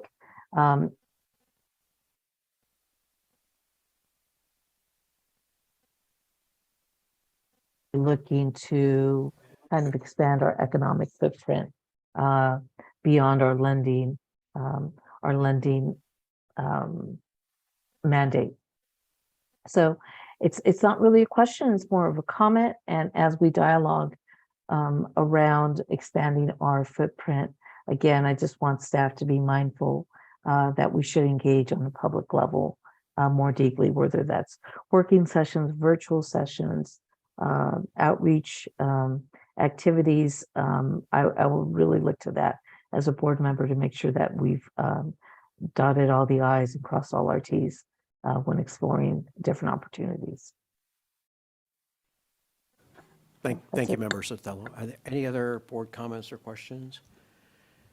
I've got a question, a comment. The first question is, with respect to that parameter of maintaining financial liquidity with a minimum of 20% of net assets, is that kind of the standard that we're operating under now, or is that a change? No, we currently are in excess of that number. It's sort of a maintain metric for us. It's like a minimum threshold. Yeah, And just exactly. out of curiosity, where are we now? We are above that number. I think Okay. because we count most, even though I believe most, I would say that our monies that we are held aside in Smith, which is run by the state treasurer, would be liquid to us in terms of Right. we can receive the funds within 2 business days Right. typically. So. Okay, yeah, because I know tough financial markets, liquidity is king, so that's a good Yes. metric. The other is, so I'm looking at this as sort of like, the dog park analogy is a good one, but these are like guardrails, I think, in that, so if there was a brilliant concept, but it had the potential for a negative rate of return or an impact on liquidity, it may be something we just don't do. I mean, that's kind of what this tells me here. Correct. Because financial sustainability is sort of like the North Star, for when we look at these projects, and I think that's our threshold here. Is that kind of what I'm getting from this? Yes, we wouldn't want to endeavor in a new opportunity for a new revenue stream, which would affect these metrics in a Right. negative fashion. So Also, a change in process would be that these measures would be reported on more frequently to the board itself. So good. progress towards these measures aren't going to just be in March of next year. The board will have more incremental reporting of these strategic measures. These are the measures in which you should hold us accountable to at all times. Okay, that's helpful, thank you. Okay, I don't see any other hands raised, so we can move on to goal three. Trusted advisor. So I think that this maybe also would be getting to some of the points previous board members' comments too. So affirm CalHFA as trusted housing finance advisor that understands the needs of California's diverse communities. So we want to make sure that we not only have a seat at the table in these conversations around innovation, affordable housing in the state, et cetera.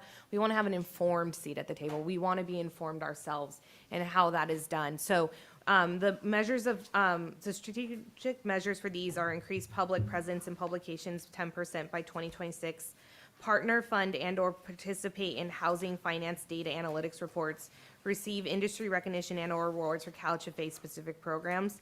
We know we do a lot of great things. We don't necessarily always talk about it. We talk about it to you guys, but we want to make sure that people understand outside of us what CalHFA is doing and the impact we're making.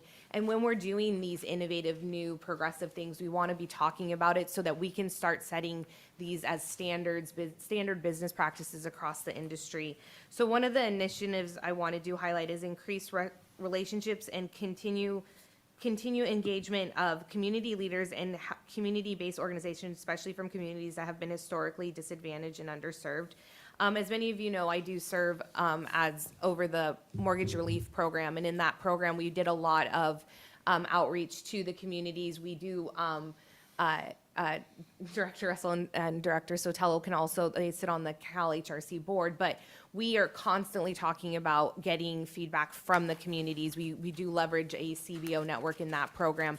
And so we want to make sure that that best practice translates over to CalHFA. It's not that we haven't been doing that as well, but we want to expand and really commit to engaging with partners in the community. Not only when we talk about, our stakeholders and our business partners through, multifamily lending, through the state government, et cetera, but we also want to be in the communities, understanding their needs, understanding we are a diverse population in this state and we cannot do a one-size-fits-all anything.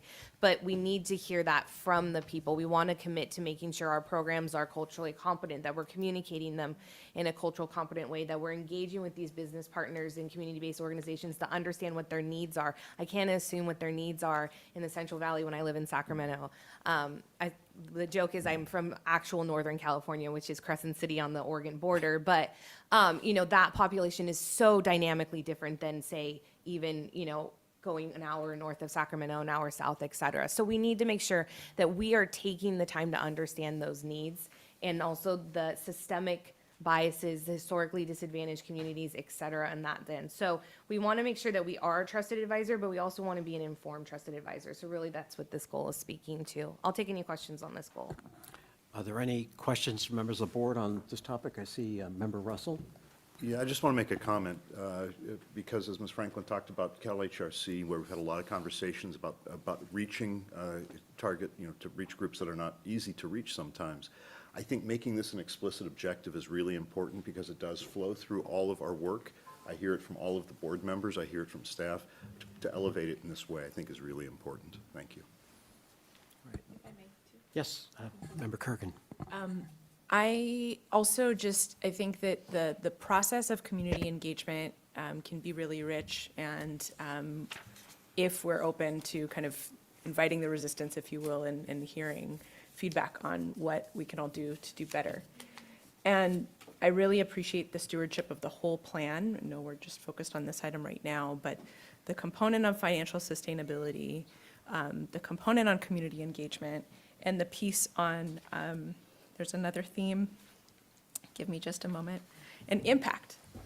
And so I think while each of these streams are independent, we're looking at different objectives, there is an iterative nature to how they may work together. Mm-hmm.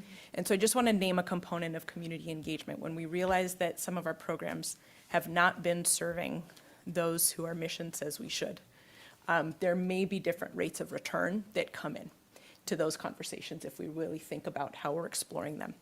And so I just hope that while there's these guardrails, as you just so eloquently pointed out, Chair, there is, I hope, an opportunity to look on balance of operations so that if certain lines require a different risk profile, that we're able to think about the returns that we're getting in other areas so that we're not losing out on opportunities to serve those more. So that is getting way far ahead, but I just want to name that potential risk, right? That we don't only look at an individual program for its ability to provide returns if we are seeing returns in other areas, and if it would allow us to more deeply engage with a community who is underserved. So just something that I wanted to offer for thoughts. Thanks. Yeah, Member Cabildo. Thank you. And I think it's a follow-up to that is that I appreciate this objective, but I don't understand what's different as a result of what we learn from engaging these communities that have experienced a historic disadvantage, right? And it may be what was just described, which is higher risk tolerance for serving disadvantaged communities. So I really, there are a lot of parts of the strategic plan where I really appreciate like the spirit of the objective, and I wish that there was a way of actually including the aspiration, right? Is that we actually change potentially based on what we learn. And right now I feel like that's missing from the objectives. It's like, what is different in the world based on what we're learning from engaging with disadvantaged communities? I'd love to see that reflected in updated language on objectives somehow. Do you understand? So objective 1, increase our understanding of community needs and systemic biases within our housing finance ecosystems. Well, I think that it would be ideal to see something as like, we evaluate our programs and adjust based on what we learn from engaging in an understanding of community needs and systemic biases.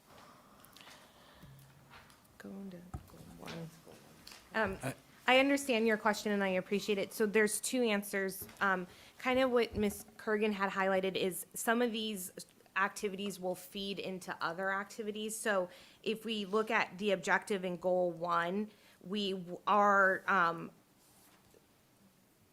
the information we're gathering in that objective will inform our year over year talking about that goal 1. When I talk about expanding our programs, and objective 1 in that goal 1 is actually talking to that same spirit in a more, I know we'd already gotten feedback about being even more deliberative in that language. And so, but it's, we also, the other thing I guess I want to say is with these initiatives, the first year of these initiatives are going to be more research oriented and planning or baseline setting, et cetera. When we come back in the second round with the year 2 initiative, it should be leveraging the information that we're taking in the year 1 initiative and then putting it more into practice. So we'll take in information, say in that initiative that you just read, or with objective 3 and understanding, connecting with our community-based organizations. And that should inform next year's business plan, especially in goal 1, right? When we're looking at branching out our programs, when we're looking at making changes to our single-family and multifamily programs. I do appreciate that wanting to be more clear on the language itself in the plan, but I do want to assure the board that when we talk about research, data collection, et cetera, we are looking to leverage those in the next year's business plan. So that overall objective will maintain, but the initiatives would change in and out every year. So then to clarify it, the idea is it's just not data that sits on a shelf or in a hard drive. It's something that is actionable thereafter. Right, That's which the we would point of it. leverage to inform our future iterations of our programs, yeah. Okay. All right. Member Cabildo, I want to make sure that your question or comment rather addressed by that. It is, I guess, I'm going back to the lemon bar example, right? I'm looking at, okay, this may be not the way I've seen strategic plans in the past, where the strategic plan is really speaking to the North Star goal and how the objective is feeding into the North Star goal. So it might just be for me, this is different from what I'm used to seeing as a strategic plan and the way it's been laid out. So I am understanding that it's we'll see this in the future, but we're not calling out our desired result upfront in the strategic plan, except to reference the North Star goal. Yeah, the strategic measures. This is also an iterative process in that this is the first year that we've branched out from just an annual plan to a strategic versus annual plan. And so, I mean, obviously, we are welcome to any sort of changes to the document at this time if you feel compelled. We also feel that, I mean, as we get into this, as we report the measures, if the board feels that they're not seeing what they need to see, we can obviously, we don't want to go in and necessarily amend the whole plan midstream, but we also can take feedback in that could be applied in the next business planning cycle.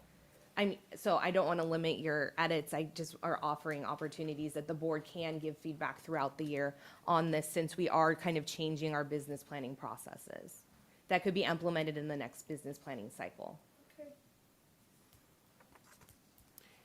I mean, there may be this is all fiscal year based, as I understand it, so July 1 Correct. to June 30. But we start the business plan, we actually literally start it in November or December. So if board members do see opportunities to provide feedback, I am a very big believer in human-centered design and design thinking, so fail fast. I love the feedback.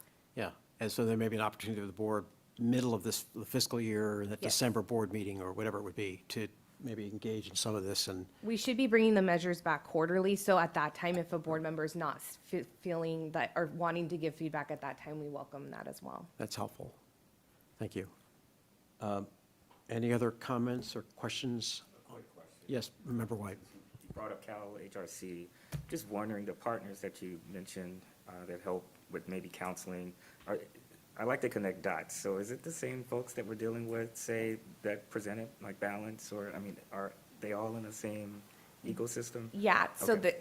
when they gave the graph, the bar graph, when it said that it was the counseling item, one of the higher bar graph items was, I think, counseling around delinquency or homeowner stability issues, et cetera. CalHRC does utilize that program and refer applicant homeowners who maybe have more complex questions to certified housing counselors. So we have multiple touch points to that universe of Yes. folks. Okay. Strategically different funding sources, Yeah. but multiple touch Yeah, points, yes. okay. Thank you. I don't see any other hands raised, and I'm trusting that Melissa will let me know if members of Dello or Williams have comments. So we go on to goal 4, operational excellence. Operational excellence, I just think it belongs in every strategic plan, right? And especially in this current market of fiscal uncertainty, fiscal restraint, right? Even though, again, we are maybe financially independent from the state budgeting processes, we do not work in a vacuum. So we also want to make sure that we are doing the best we can with the resources at hand. We want to be fiscally sound. We don't want to be gluttonous in any sort of part of our business. So that fiduciary, that stewardship mindset. So operational excellence is really us looking at our business processes and where can we get better, where can we, kind of grow, and also looking at, we do talk a lot about, understanding our communities and trying to meet their needs, being culturally competent. We also want to make sure we're doing that lens internally. We want to make sure that we are, executing the best practices around DE&I, that all staff are trained in understanding, that leaders are specifically trained in those concepts. We want to make sure that staff's engaged. So these objectives and initiatives are really around that. We internally do have to, if we're going to tell you that we're going to be doing new programs and getting a certain rate of return, and I do appreciate the comments around not all programs will be measured on rate of return. We may do what we call mission-focused programs that aren't going to get a rate of return, and we know that, but we need programs with a healthy rate of return to fund those. We need to streamline our processes, take the opportunities to, we want to implement a decision-making tool, a cost-benefit analysis tool, looking at cost accounting for these programs. Programs have direct costs, they also have indirect costs, and we need to be accounting for those. So kind of just making sure that we are, the internal operations of the organization are as efficient and effective as possible. So I'll take any questions on our last goal. Are there any comments or questions from members of the board on the last goal? My only comment is you mentioned we may not have a financial rate of return for mission-driven type initiatives, but so do we have just a mission bottom line that we can add to kind of the goals that we're seeking, in addition to the financial metrics? Or should we think about it? I don't know if we have. I'm not following. Can you repeat the question? So, Sorry. more than one bottom line, basically. Oh. So, financial bottom line, impact, mission, however you want to call it, should be thinking about that. That feeds into what we're doing about disadvantaged communities. You know, can we show that in that metric as well as a financial metric? Or could we start thinking about it? I think I know, I mean, the mission statement, mission and vision statement kind of encapsulate that rather well, I think, and that's where you started with this. I think getting Is that- to it is, to me, honestly, would be unit production then. And Okay. so looking at the Okay. unit production, we're trying to grow with the goal one by 5% by 2026 in both as far as multifamily units as well as single-family units. I would, So you add unit production, and then maybe you've increased presence in this area, as well as another mission type or impact metric. is that something we can look at and get back to you I'm on? think Okay. about it. Well, I'm think about definitely it. not, Yeah. this is not a directive, it's Yeah. just something to think about. I do think it's important, and I think also that it's important for the board to hold us accountable to those factors, right? When we're looking at new programs, we do, we do want to create kind of the guardrails, but also like what we're saying is, we're not going to not talk to you about what we're doing, but yeah, I think that board is also, that's a great opportunity for you guys to hold us accountable and set priority for us. Chair Cervantes, we have Member Williams. Oh, great, thank you. Member Williams, you have the floor. Okay, can you hear me? Just want to make sure you can hear me. Yes, we can. I saw that there was the opportunity, one, to, fill positions, and first of all, to really have a goal of continuing to have CalHFA as a great place to work. I think any place that's on the cutting edge of innovation, creativity in the middle of a housing crisis, there are always those challenges. But I just want to highlight how important I see that is, and thank you for very few organizations, whether it's state-oriented or even in the private sector, really strive to be called a great place to work. And in an environment where the workforce is changing and culture is so important to people making decisions to either stay or to come to an organization, I'm really glad to see that you all have highlighted that. But I'd like to just you all to comment on some of the challenges, both maybe external challenges or just operational challenges to really address how to remain being viewed both internally and externally as a great place to work, and what you're doing to ensure that none external forces or internal challenges really create a challenge for continuing to attract and to keep high quality staff who are supportive of the goals and the mission of CalHFA in this environment. I'll take this one. So I think, I guess the most present challenge is we were a remote workforce for 3 years, and in that time frame, we are now coming back to what is a new normal.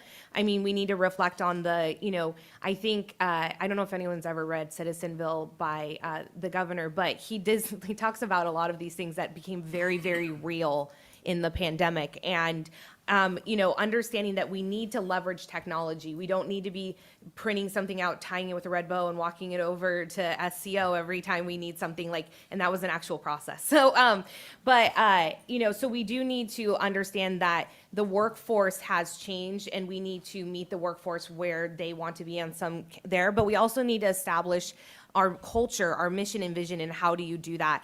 CalHFA always will have this just amazing mission and vision that people who genuinely want to make a good impact in the state will want to strive to be here and to do the work that we're doing. And I do think that, we have a great place to work. We've already been certified once, so I can say that with confidence, but I think transitioning into there, I think that we also need to understand that there's more generations in the workplace than have ever been, and understanding the dynamics between that. But I think that's kind of also in that DE&I. There was another letter that it was under A, DEI. Accessibility? Oh, accessibility, sorry. There, see, I just took the training, I didn't remember it. So, but, understanding that everyone has dynamic needs in the workforce, all different groups, and the way that the best solutions are derived from a cacophony of different perspectives and leveraging that, creating environments where people feel comfortable speaking up, creating environments where people feel comfortable being innovative, being creative, because that's where we create lasting solutions. And I think the leadership team here under the guidance of Ms. Johnson Hall have really started to take on that. She's really pushed us to leverage technology, to be open-minded, to understanding the needs of our workforce. We talk about the needs of our community. We also have dynamic needs of the workforce. So, I guess internally there's those challenges, but I do think that I really strongly am inspired every day by this senior and executive team and the push and pull we provide each other. We're not all, we don't always all agree, but we all have that, push and pull, and we're all striving towards this really, really lofty goal. And it's it's just such a good goal to be united under, providing sustainable, affordable housing to someone, getting someone out of a low resource area to a high resource area, hearing these stories. We're going down to Maslow hierarchy of needs. It's just something that's really cool to be able to be a part of. And I think that from the top down, we really echo that throughout the organization. I'd like to commend Director Johnson for her leadership through this, what can be tumultuous times and efforts, and being able to assemble a first-class leadership team and staff, and then to be able to maintain that through all kinds of challenges is a huge and Herculean effort. And I just want to acknowledge her phenomenal leadership and the executive team there at CalHFA. This is not easy. And most state agencies anywhere in the country have not been able to be as flexible, creative, and wade through the challenges that CalHFA has. And I just want to acknowledge that. And I'm glad to see that expressed in the strategic plan. And that provides some real leadership and guidance, not only today, but in the years to come. So thank you. Thank you, Member Williams. I'm thinking maybe I think it was helpful having a conversation on each goal and comments on them, and I know they've been noted. Maybe just stepping back, big picture, are there any comments or questions that members of the board have with respect to the overall plan that we've discussed here? I understand we're looking at quarterly updates, which I think will be very, very helpful, and a chance for providing input going further as we move on to next year's strategic plan or business plan. But any big picture comments on the whole here that people would like to share? I'm looking, I don't see hands up. We've got the budget following this. I'm wondering if it makes sense to, in as much as sort of fresh top of mind, we've got two resolutions with respect to the strategic plan, which is a 3-year look forward, and the business plan for the upcoming fiscal year. Maybe we take those two and then take on the budget, not to artificially truncate it because they're all related, but I'm just thinking that might be a helpful way to pursue this. And maybe with that, I just want to make sure that I don't leave members of the public out. So Melissa, if you could maybe just do a quick check to see if there's a hand raised in Zoom, if a member of the public has a comment, question with respect to our strategic plan and business plan, we'd like to keep the comments at 2 minutes or less if that's possible. Melissa, are there any hands raised?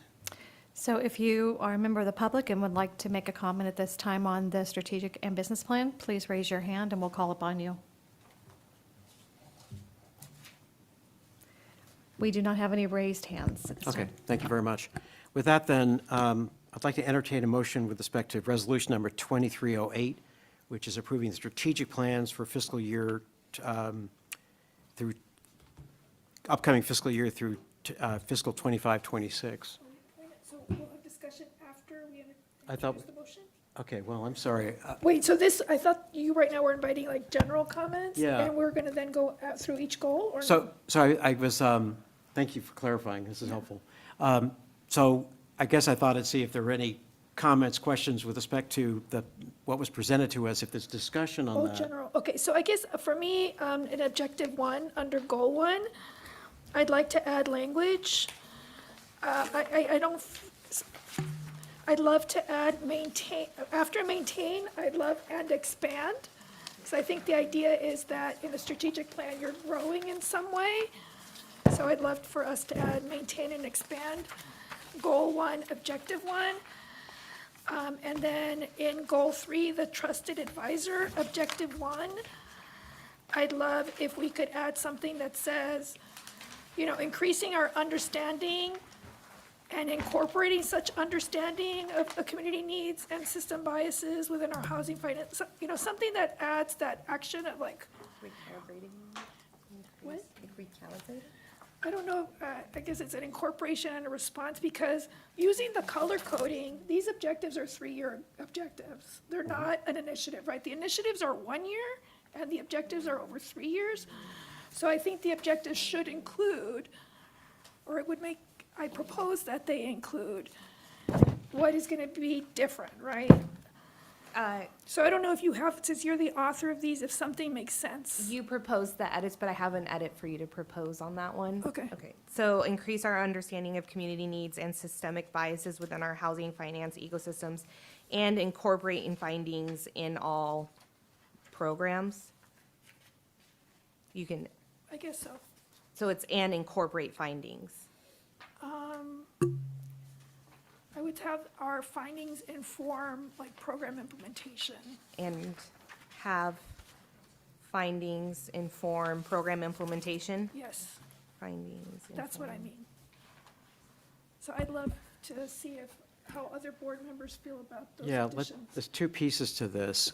Let's go, this objective 1 was your first, Right. right? Just to make sure we're all on the same page, that would be, maybe just go, if you could just go through, like, let's take the first one first. Okay. Back. So under goal 1, objective 1, maintain and expand culturally competent outreach to Californians, ensuring broad access across racial, ethnic, gender, geographic, and affordability demographics. Yes, and drop the second period, assuming this is gonna be the final thing. I just thought it was extra important. We wanted Okay. to emphasize. So sorry, just copy it. No, I've worked for the Teachers Retirement Board. You're fine. Did you want to do both edits at the same time, or is it each edit? So, I think as long as we've noted them. Okay. And we make the motion for As each of those amended? appropriate. yeah. Okay. yeah. So I have goal 3, objective 1, increase our understanding of community needs and systemic biases within our housing finance ecosystem, and have findings inform program implementations. 1 period. Does that capture? Yes, that captures what I'd love to. Thank you, address. that's helpful input. Are there any, in as much as we're introducing proposed changes here, reactions, discussion by members of the board, or is that consistent with the way you'd like to look at this? Let me, looking around here, just for maybe nodding heads. I'm seeing heads nodding. I think those are good inputs, thank you. Are there any other, I see, Member Sotelo, you're raising your hand. I think or you're, that's an affirmative, I gather. Okay. The old thumbs up always gives it away. So- I'm sorry, Chair Cervantes, I wanted to speak, but I'm unmuted, so every time that we try to speak, the host needs to unmute us. So I don't know, Melissa, if we can make that adjustment so that when our hands are not being recognized, that we're able to just, say that we're trying to make a comment, but, or just be mindful of the hand raise. What I was suggesting is that, Director Cabildo's comment is so important that I really do think that it needs to be an objective that permeates, the entire plan, right? So that it is more than just, per objective or per category, but it's something that we endeavor to do on a more global basis so that it's fundamental to the work that we're doing. I don't know how to, elevate the objective to a more global perspective, but I think that in everything that we do, we have to have this iterative process of engaging community, deriving data, and improving our impact and our programmatic output. I don't know if there's a way to do that. I'll support the modification that was just made, but I'd really like to think about how we can make it a more global, fundamental objective of ours as a board, and as an organization. And going back to the agency comment around impact, right, and creating impact that's measurable and can be defined year over year. So if I could break that apart then, with respect to the first observation, I'm wondering if the mission and vision statement, which is really sort of overarching, kind of get to that sense that we've got this broader perspective of what we're about and the communities we're trying to serve. I'm thinking it might be hard to insert that concept in every single objective. It just kind of could just make it maybe too wordy perhaps and hard to follow. And what I'm saying is that we shouldn't do it in every single objective, that it should be an objective on its own, right? That in all our initiatives and all our programmatic efforts, we endeavor to, and then, utilize the language that that board member Cabildo came up with. I guess Or I would we like could to just leave highlight it where for the it is. board goal one. I would like to highlight for the board goal one's expanded language under lending impact, focus lending activities to broadening access to affordable housing opportunities for California's diverse population. As such, goal 3, trusted advisor, affirm CalHFA as trusted housing finance advisor that understands the needs of California's diverse communities. I do respect the edits on implementing those findings, but I think maybe Director Sotelo, that does speak to your global aspect in combination with the stated mission and vision of the organization. I think it does. I mean, I think that we are endeavoring to address the needs of Californians and be mindful of the impact that we have on disadvantaged communities. What I'd like to work into the objectives is the iterative process of measuring those and reporting back to the board so that those adjustments can be recognized and implemented in our programmatic modifications, right? I want to be able to recognize Director Cabildo's important comment about it being an iterative process where we have to come back and learn from the data that we've recognized or that we've collected.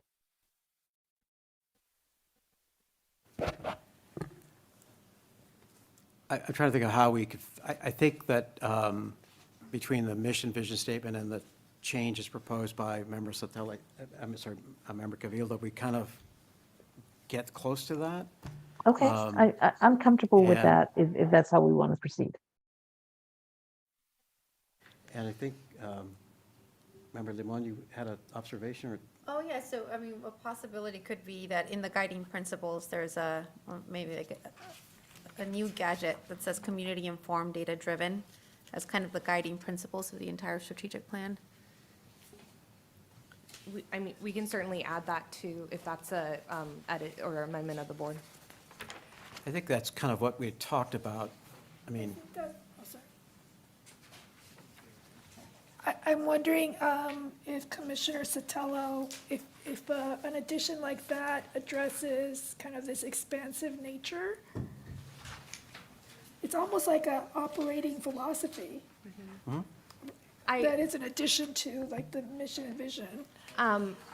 While the core, why I fundamentally feel like core values are a behavior in which the staff is supposed to own. We are in the process of readjusting our core values. They're not they would be in this guiding principles section of the document, but we are currently undergoing a process of redoing them with the new mission and vision and subsequent changes. I'm wondering if the board would we could take that back as an understanding from the board, and maybe that could be a more present in when we update that part of this document with the representation of the core values of the organization, meaning the behaviors that we want to demonstrate as we're achieving our mission and vision, and the mindsets we want to, take on when we're making decisions on behalf of the, agency, stewardship funds, et cetera. I'm wondering if that's what's missing from this document, and what you guys would be speaking more to is the global context of how we show up, how we make decisions, and how the lens we want to perceive our actions as an agency are. And we can bring that back at a later date. that would work for me. Is that, I think I'm getting a nod here. Okay, I'm seeing nods. Yeah. All right. Yeah. Are there other comments, thoughts, with respect to the strategic plan, the business plan, that people would like to share put on the table for discussion? Chair Cervantes, we have a hand raised with Member Sotelo. Okay, great. Member Sotelo. I just wanted to say that I would be satisfied with that, and I think that would be a good compromise solution. I think that there has got to be a way, and I'm happy to work with Ms. Johnson Hall when she gets back, on a way to hold us as an organization accountable to learning from the data and adjusting our plans accordingly. So whether that happens, through the board and a periodic checks and balance of how we're doing on our implementation, or whether that happens more formally as an objective or core value that we delineate for the team. I'll be open to that discussion, but I'm happy to work with her directly on it. Thank you. Thank you.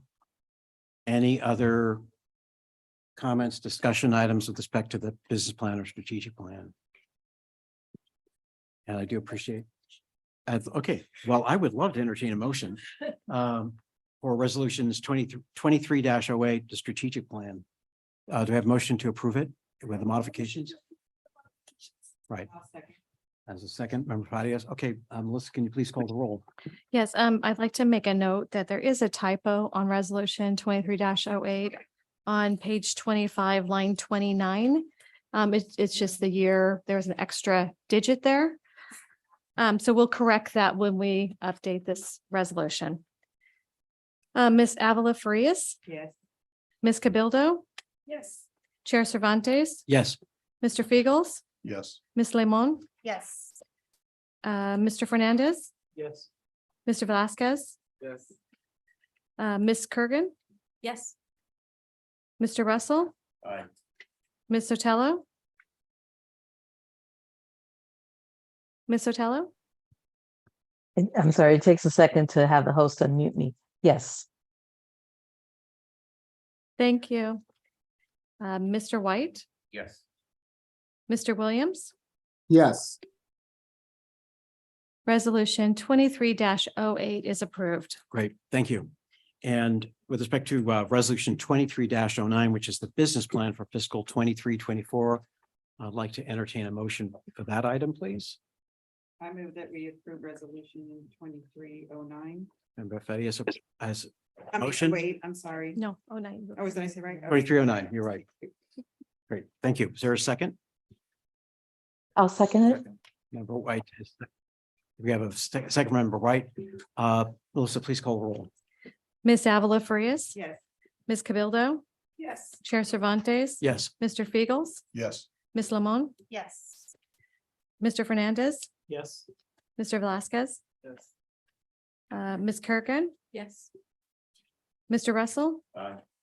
Ms. Sotelo. Yes.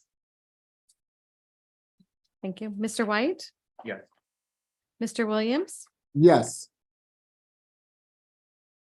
Thank you. Resolution 23-09 is approved. Great, thank you all very much. Rebecca, thank you very much for walking us through all that. Yeah, we want to thank the board for their engagement. We really appreciate it. On this is your item for us, so we appreciate all of the comments and edits. We sincerely thank you. Thank you. And we will now turn to the budget for fiscal 23-24. And Erwin, I know you're going to walk us through all this information technology manager number one salary range, but maybe a high level present. We have slides. It's not gonna be the actual. We're yeah. going to want to, I don't need to filibuster by reading everybody's, all the line items. that's much appreciated. Thank you very Yeah, much. No problem. I'll try to keep my comments brief as I know I'm also the next presenter on the next informational item. CalHFA's fiscal year begins July 1 of every year, and the board is being asked to consider the operating budget for the next fiscal year beginning July 1, 2023 through June 30, 2024. The budget planning process typically begins in the second quarter of the fiscal year in December. Divisional budgets are established between February and March, and projections are further refined in April and presented for consideration by the board at its regularly scheduled May meeting. On the next slide, you'll see, as presented earlier in the strategic plan, CalHFA receives income from its two production divisions through its lending fees. In addition, interest income from loans and mortgages are combined with fee income to create a total projected revenue of $57.3 million in the upcoming fiscal year. Next slide shows the agency's total budget expenditures of $43.8 million. The largest component of CalHFA's operating expenses is personnel salary and benefits. You'll see here that there's an increase in the agency's budget for salary and benefits. This is a significant change in the agency's largest line item. This increase is composed of three different things in order of impact. First, 5% increase for merit salary adjustments for employees. Second, benefits. The cost of benefits has moved sharply higher this year, raising by an estimated $1.5 million in the next fiscal year. Lastly, new funded positions supporting new initiatives. In the current economic environment, we are establishing cost containment strategies, including a complete review of the agency's professional service contracts that combined are 10% of the agency's budgeted expenditures.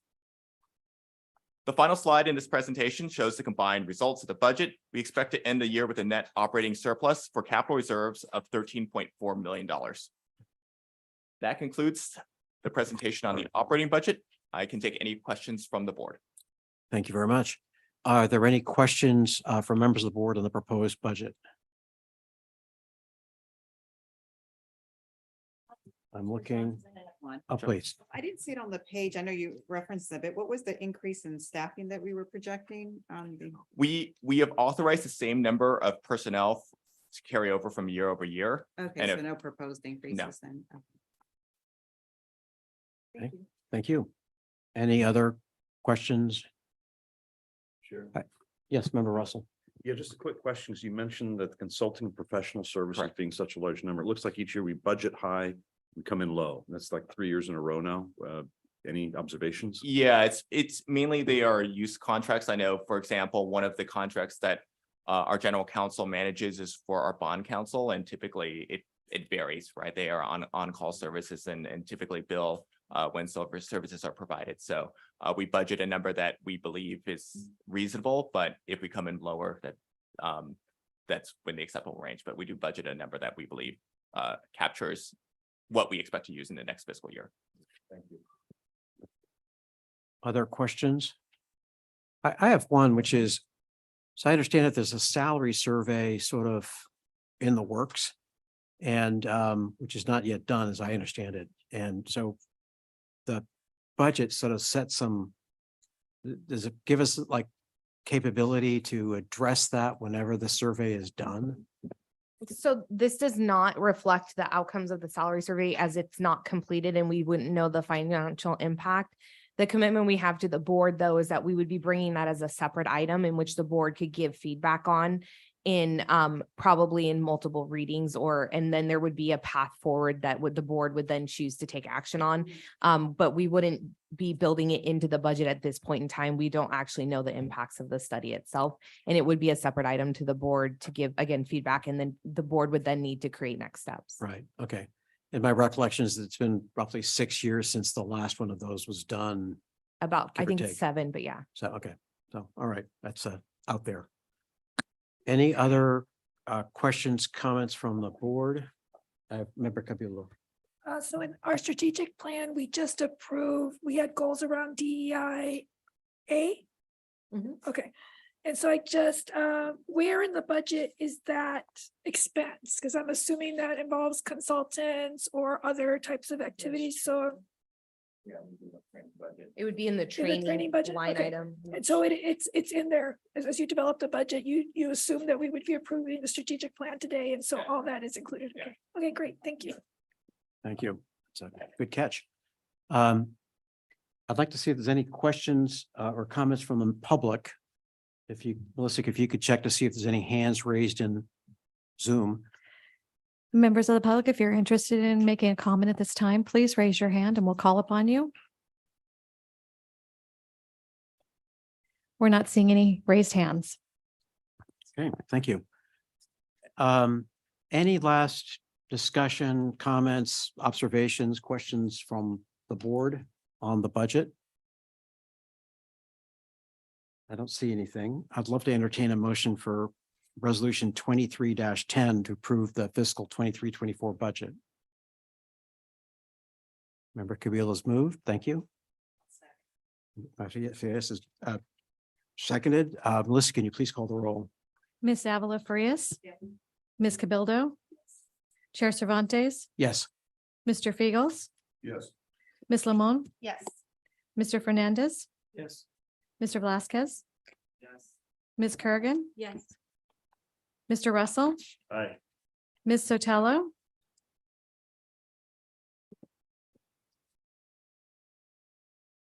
Ms. Sotelo, we can't hear you. Oh, we have a thumbs up. Yes. Mr. White? Thank you. Mr. Williams? Yes. Resolution 23-10 is approved unanimously. Thank you, and thank you all very much. Erwin, thank you. Now, I'd like to do a quick reality check with the board here. It's by my watch 1:40. By the calendar, we were supposed to be like at 12:25, so we're running a little about an hour and 15 minutes late. So my inclination is just to power through here, but it might be helpful if we just take a quick break. Is that something that people would like to do? We hopefully still have some more lemon squares and for calorie and sugar boosts. So why don't we just do a maybe a 10-minute max, right? So back here, 10 minutes to pick it up and accelerate. So with that, we'll take a pause for 10 minutes and be back. Thank you all.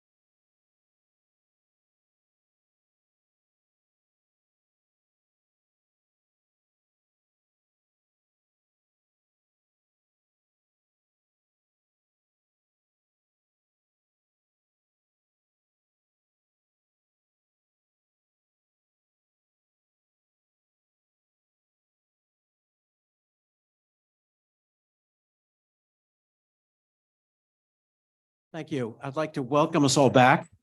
I think it's been a really interesting session thus far. I think the excitement level will pick up as we're getting I'm a bond guy. This is like exciting for me. I have line charts. Great. I love those. And a bar chart too. A financial update by Irwin. And we'll try to. I'm going to go fast, pretty fast here, and I'm going to try to limit my remarks. I think in case I'll give you the executive summary. The answers to the questions are none, currently none, and over $100 million. So here's starting on the first slide on page. Starting the first slide. We have seen a tremendous amount of activity in the market, including failure of three banks, two of which were California based. And these represented the largest banking failure since Washington Mutual in 2008. We've also recently seen an increase in interest rates due to the X date, whereby the federal government is in imminent default of its obligations. But on the next page, you'll see the answer to the first question is none. We do not have any exposure to any of the failed banks, and the agency's financial position and accounts remain secure. Let's go on to the next page, a summary of the CalHFA's bonded indebtedness. We had paid off in this current era of uncertainty. We've kept all of our financial promises. We've retired our two parity indentures on multifamily and single family bonds. And so the answer to the second question was currently none. We are planning at the last board meeting, the board approved a new indenture to finance multifamily production, and it is anticipated that the board will be asked to approve a new indenture for single family production at the next board meeting. So on the next page, you'll see our slide of our swap portfolio. In addition to our bonded indebtedness, the agency also carried over $360 million in legacy interest rate swaps on the balance sheet. Last year, the board approved several policies, including the financial risk management policy that instructed CalHFA to monitor the portfolio for termination opportunities, as well as evaluate additional hedges for interest rate risk. On page 6, you'll see, as perm lender, the agency makes a commitment to lend at a fixed rate prior to construction close. The construction period is typically 36 months, and as we all have seen, a lot can happen over a 3-year period of time.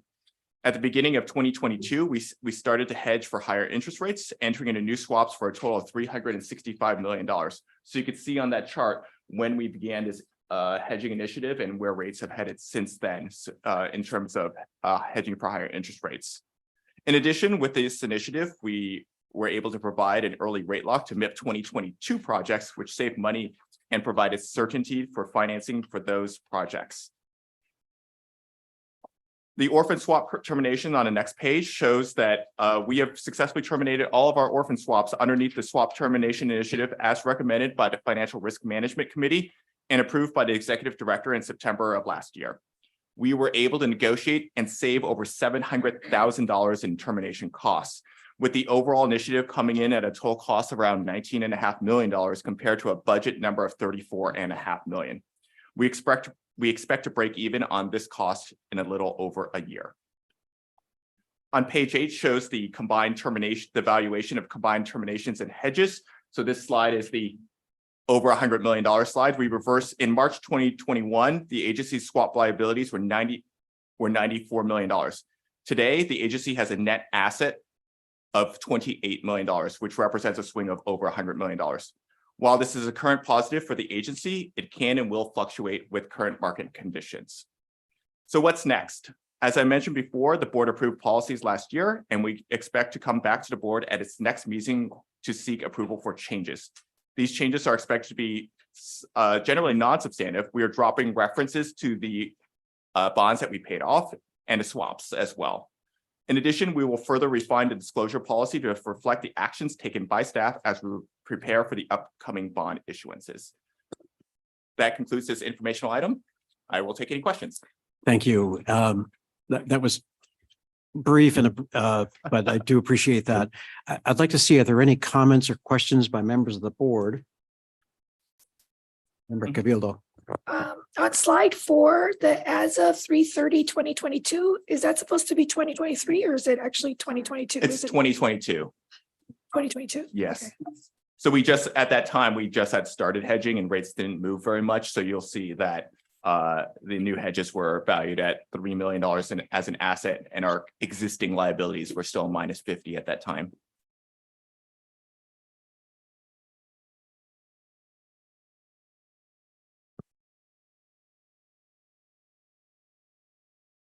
Is there further clarification? Okay. Any other comments or questions? I'd like to see if there's anything from the public. Melissa, if you could please see if anyone has their hand raised out on the Zoom platform. Please raise your hand if you'd like to make a comment at this time. No hands are raised. Great. Well, thank you very much. I think I'd just like to note, when I joined the board, it was, I guess, first quarter of last year, one of the first topics I wanted to talk about with staff was the status of the swaps and what the approach is going to be. And I have to say that staff has worked through in a really diligent manner the termination of these liabilities that were with us 15 odd years ago. And so it just delights my heart to see them, or the orphan swaps, go away. They've been adopted by someone else, perhaps.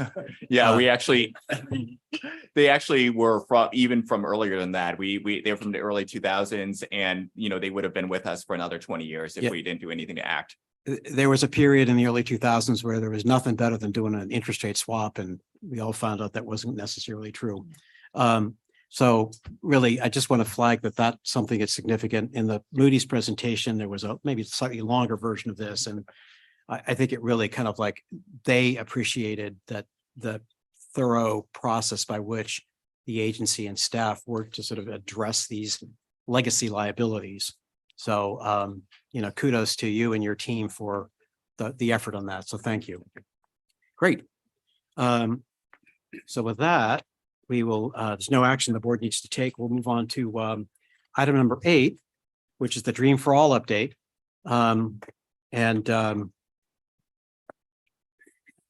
Ellen Martin will lead us through that. Thank you.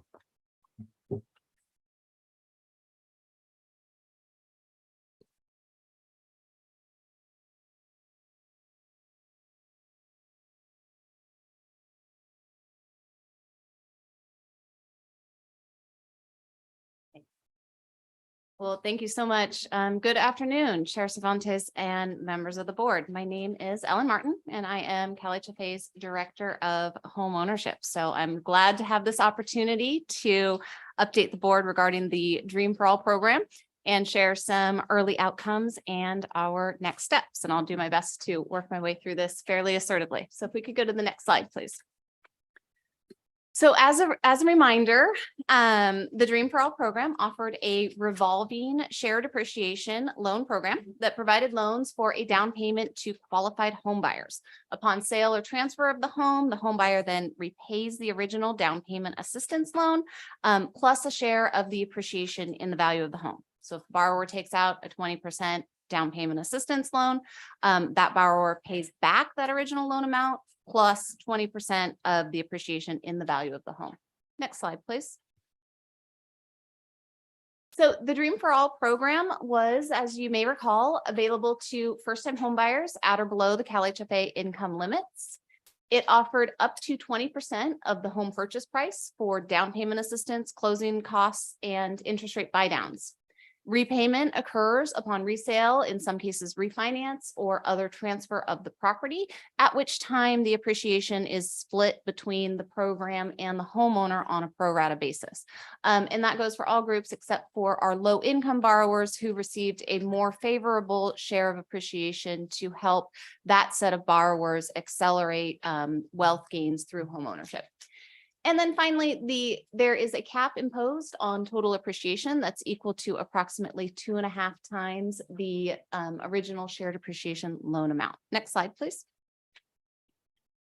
So as I think we are all probably well aware, the program went live to lenders on March 27th with $300 million in available funding.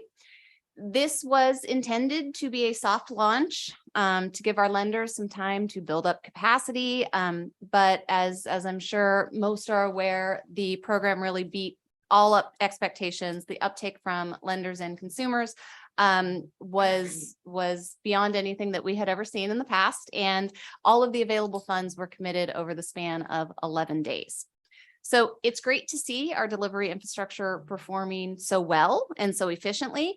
But I think it's safe to say that this velocity of program uptake did introduce some significant challenges and required a major pivot on our part in terms of how we had planned to roll the program out.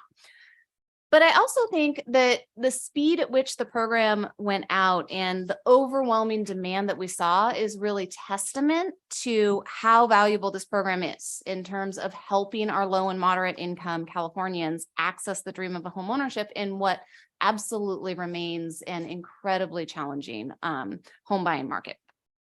So in terms of activities and next steps, we are currently undertaking compliance and purchase review for all the loans that were reserved in our system between March 27th and April 6th.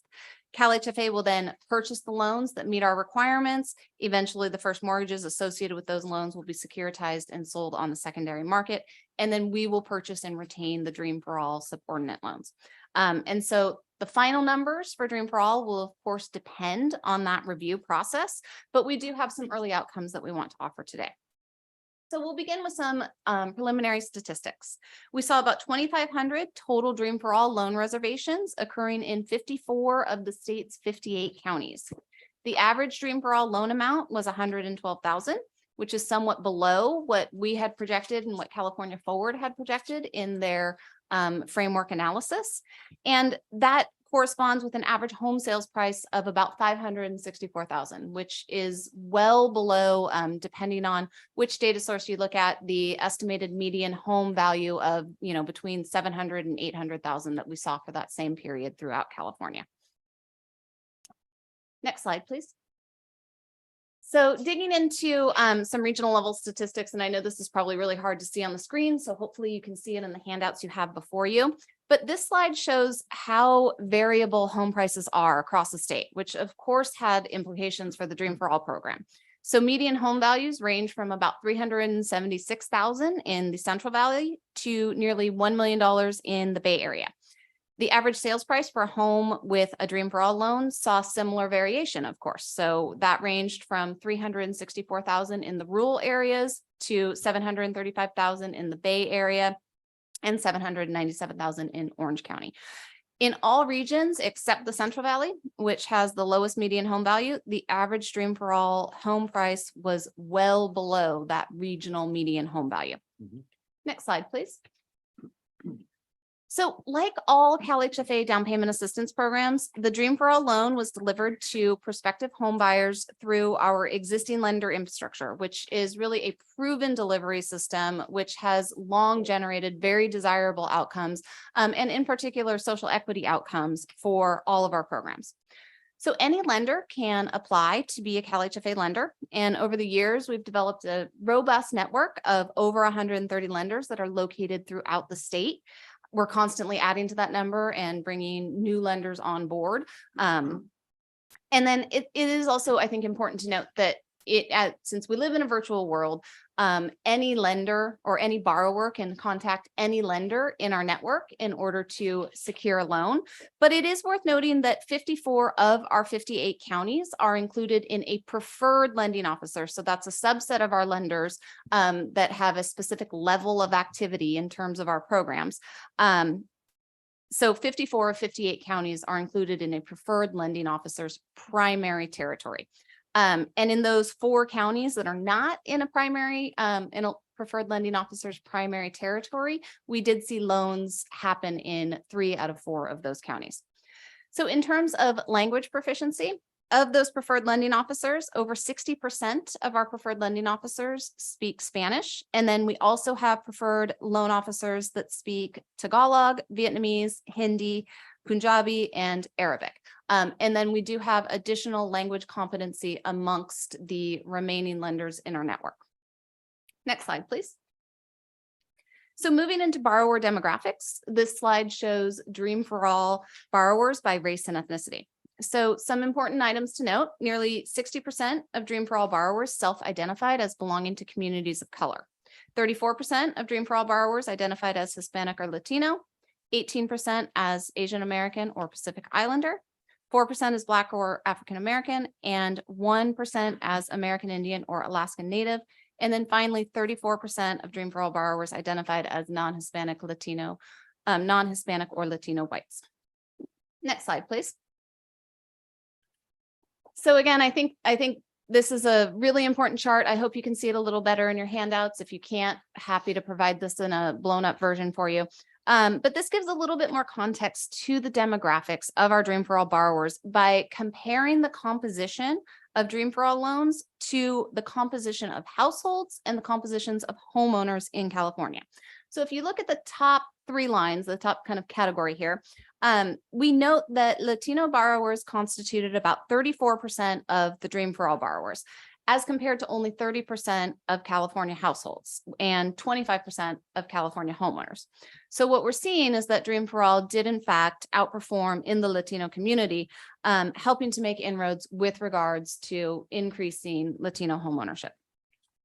So conversely, if you look at the second grouping on this slide, while non-Hispanic and Latino white households comprise about 46% of California households and 53% of California homeowners, they only comprise 34% of Dream for All borrowers. We also saw Dream for All outperform in the AAPI community, with the composition of Dream for All borrowers outpacing the AAPI community's share of households and homeowners in California. We did see that the share of Dream for All borrowers that identified as Black or African American fell slightly below the share of Black or African American households, instead matching the current composition of Black and African American home ownership. So while we recognize that this is a small sample size, we do still think that this is a key area and the primary area for targeted improvement in future iterations of the program. And we're examining very closely how the velocity of the program may have impacted the ability to serve this really critical community. And we're looking at adjustments to the delivery mechanism and how we roll out the program such that future iterations of the program can address that challenge. And then finally, while it's the smallest segment of the California population, the program did also outperform in terms of serving the American Indian and Alaskan Native community. Next slide, please. So digging a little further into borrower demographics, we did note that the Dream for All program served much lower incomes than our typical down payment assistance programs. Nearly 40% of borrowers earned less than $100,000. Over 60% earned less than $125,000, and nearly 80% earned less than $150,000. So we're gratified to see that the program did indeed help improve access to homeownership for these lower income borrowers. Next slide. So the next few slides will focus in on geography, evaluating where these Dream for All loans went. So we did see broad geographic coverage. Again, we saw loans in 54 of the state's 58 counties. Relative to some of our other programs, we did see some interesting and I think really important shifts in the areas that we serve, which I think go to some of the comments that we've heard earlier today. So the Central Valley, the Capital Region, and the Inland Empire regions remain dominant. Housing affordability has always driven much of our program activity to these regions. But we did see a significant gain in the share of loans that went to the Bay Area, which really means that we improved our ability to help low and moderate income Californians access housing in, this really high cost area. So when we're talking about that, we're talking about the essential workers, we're talking about the teachers, we're talking about the nurses, we're talking about the social workers that have long been priced out of buying a home near where they work. We also saw notable gains in the share of loans that went to other high cost areas like San Diego, Los Angeles, and the Central Coast. And then as we'll show in the next couple of slides, there's really 2 primary factors that drive where we see lending activity for all of our programs, not just Dream for All. The first is home values. We see more loans concentrated where in counties where homes are more affordable for our CalHFA buyers. And then also in inventory, we see more loans occur where there's greater transaction activity, where there's greater inventory of homes, particularly those homes that are affordable to our CalHFA borrowers. Next slide, please. So again, digging a little bit deeper into region level data. As I mentioned, the Central Valley, Capital Region, and the Inland Empire saw a significant share of DFA loans exceeding their share of California households, and that's due primarily to more affordable home prices and greater inventory of homes for sale. I would also point out that the rural areas of the state received a higher proportion of Dream for All loans than they constitute of California households. We saw more Bay Area residents served by Dream for All than our other down payment assistance programs. So for the first time, I think in at least my CalHFA history, I think we saw our down payment assistance programs approaching the composition of households in the Bay Area. So we didn't quite get there. There's 19% of Dream for All loans were in the Bay Area. The Bay Area constitutes 21% of California households, but it was really good to see that number start to approach the composition of households in the Bay Area. We've never seen that before. And then the share of Dream for All loans in Los Angeles, San Diego, Orange County, and the Central Coast were lower, in some cases still significantly lower than their share of California households. And that is due predominantly to the combination of high home prices and low inventories, low transaction activity. But even so, I do want to point out that these regions did see some very significant gains with the Dream for All program relative to what we typically see from our My Home program, which doesn't offer as generous a down payment assistance. So I think we are seeing that Dream for All did still help to improve access to home ownership in these incredibly hard to reach areas. Next slide. So these next two slides will show that relationship between Dream for All loan activity and affordable home prices spatially. So on the left, we have the counties that saw relatively more Dream for All loans. So that's measured relative to their composition of California households. And then on the right, we're showing counties where housing is more affordable to a CalHFA buyer. And that's measured based on the ratio of CalHFA income limits to median home values. So you can see that there's really a significant relationship between where more DFA loans occurred and where homes are more affordable to the CalHFA buyer. Next slide. So this slide just shows the inverse. So on the left, we're seeing counties with fewer Dream for All loans, and on the right, we're seeing where homes are less affordable. And again, I think the relationship here is pretty clear. Where homes are less affordable, we saw fewer DFA loans. And then even in some counties where homes are more affordable, there's the Dream for All loan amount is, or the number of Dream for All loans is driven down by low transaction activities and inventory. Next slide, please. So I'll wrap up with some early lessons learned from our perspective with this program.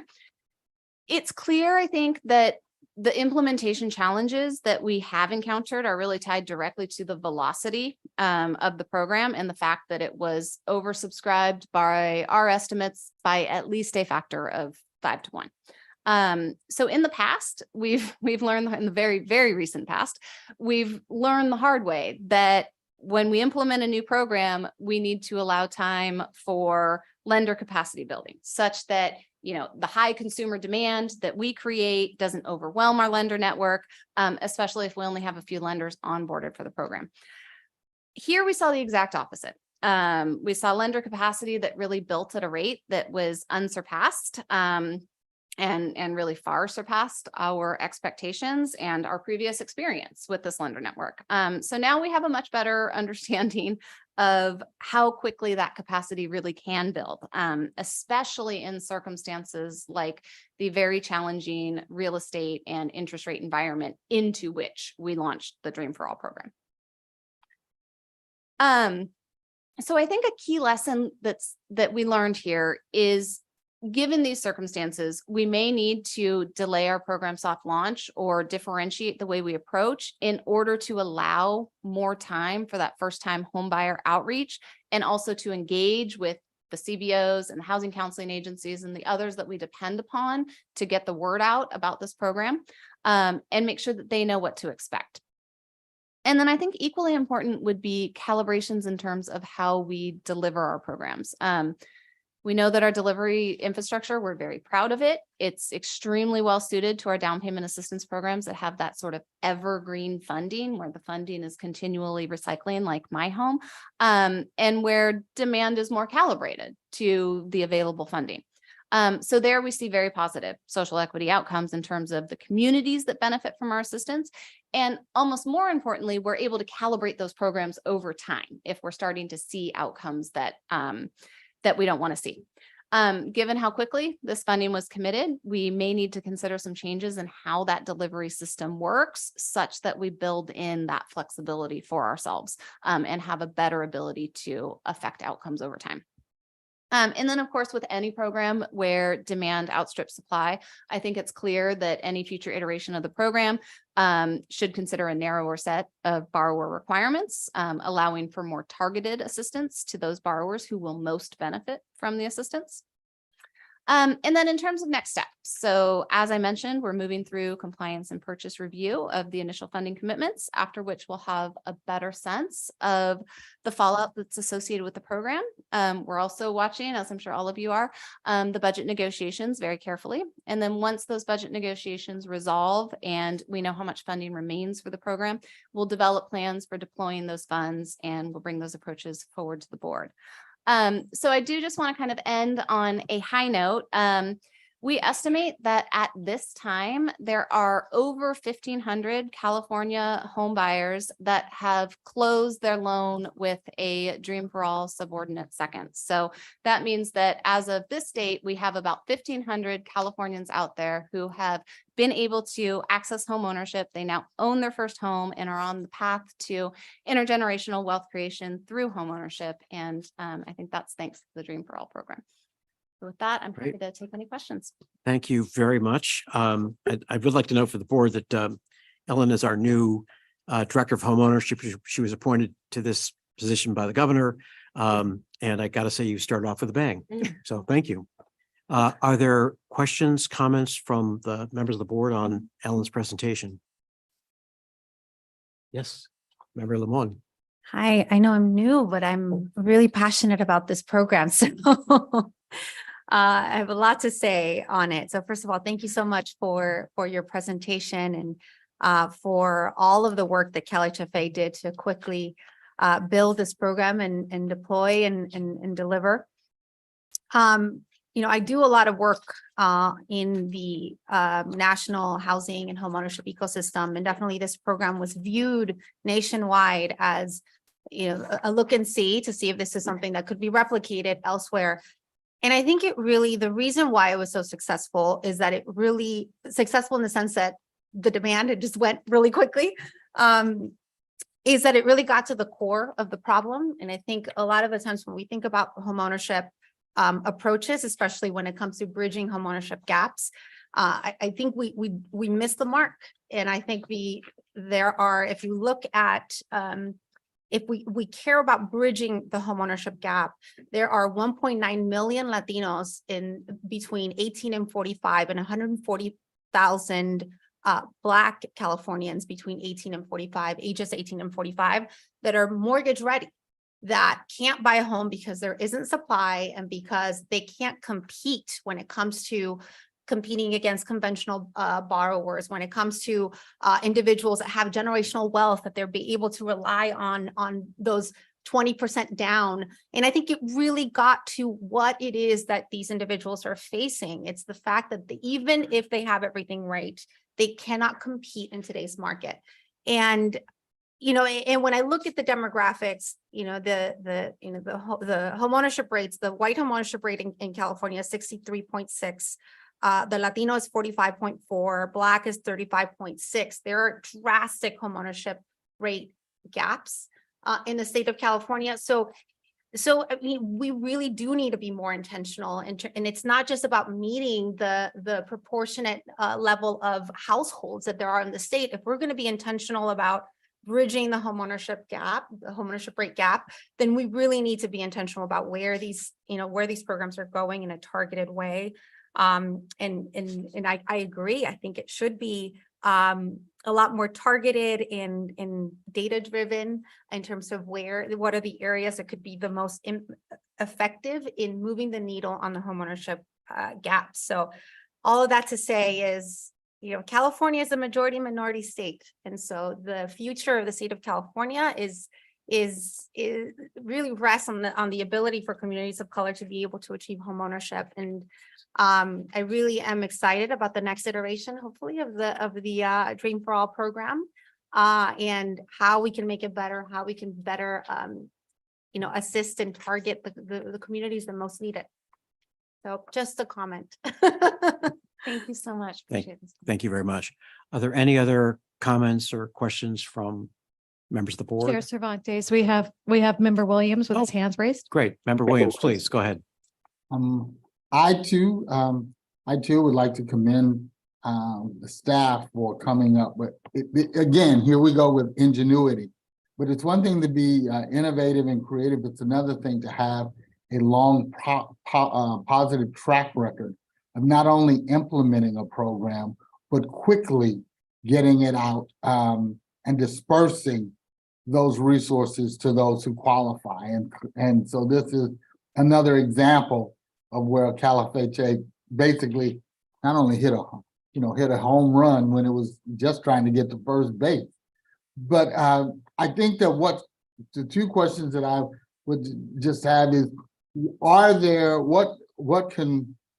given the success, the need and the success of this program, how can we advocate and identify additional resources? This is one, as we talk about innovative and creativity, here is one that clearly meets a need, that the resources are the challenge, not the creativity or even the networks.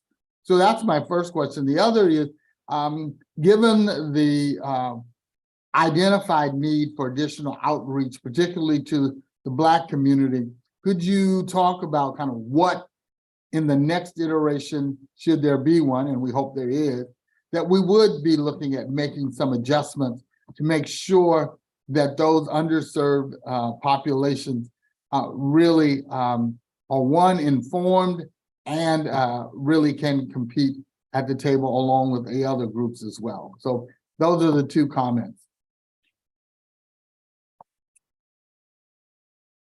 All right, well, Board Member Williams, thank you so much for those questions. I really appreciate that.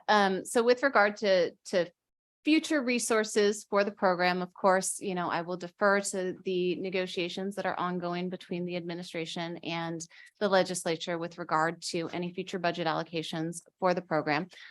In terms of any future iteration of the program and how we might calibrate the outreach, I think this is something we've been thinking about and we've been talking about a lot. I don't have a definitive answer for you at this time, but I think the key is adjustments to the delivery system such that we can conduct outreach prior to program launch without creating, excess demand that then we can't fulfill because we have an oversubscribed program. So I think the key really is in that delivery system and making some calibrations to how we deliver the program, how we qualify folks for the program, and narrowing that borrower eligibility such that we are targeting the folks who will benefit from the program most, all while keeping an eye on those social equity outcomes, and the fact that we're really seeking to target those underrepresented communities and make sure that we are helping to resolve the racial wealth gap through homeownership.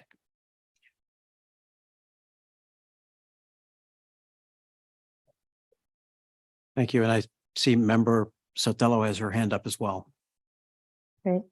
Thank you very much. Let me first commend the staff for presenting the data in such a clear and meaningful way. In my years on the board, we have constantly talked about data-driven decisions, and to be able to see them in the first presentation resulting from a program and having so many of the questions answered before we're even asking them, I think is it's a testament to, the growth of the team and the ability to understand how data-driven decisions help us create good policy. So thank you very much for that. I too echo Director Limon's suggestion around how the data can help us better align to the realities of our state and the reality that the homeowners, the potential homeowners in our state really are about positioning themselves to be able to have the capital, to be able to have the down payment, to understand the program, to have the education. Those are all one leg up challenges that our communities of color actually don't really have, right? And I think that it behooves us as an organization to take a look at the data. And this is a really good critical opportunity to align our programmatic objectives with that data, right? So I think that hearing you say that we're going to, basically look at our delivery systems and our delivery requirements and align them to the racial equity objectives that we have is music to my ears. I just really want to be mindful that, as we form the next program and the next policy that supports the program, that we really look at how do we create the opportunities for education, for outreach, and be able to position people for success as opposed to, just creating the same kind of criteria that's a higher baseline than people are really able to qualify for. So, first and foremost, thank you. But lastly, I just really want to say, we really have to look at the criteria that we use for developing the next iteration of this program. And I think that in supporting the governor's reallocation to this program, that it really aligns to the success of what we're trying to achieve throughout the state in disadvantaged communities. And the data that you've provided helps us make that argument very clear. So thank you very much for that. Thank you, Member Sotelo. Are there any other comments, questions from members of the board? Be redundant, just really quickly, just to say, really helpful presentation of the data, and we've had previews at the agency level with all the oversight hearings that have happened, so I've appreciated the whole team's effort on this, and Ellen, you being a great spokesperson today for the board.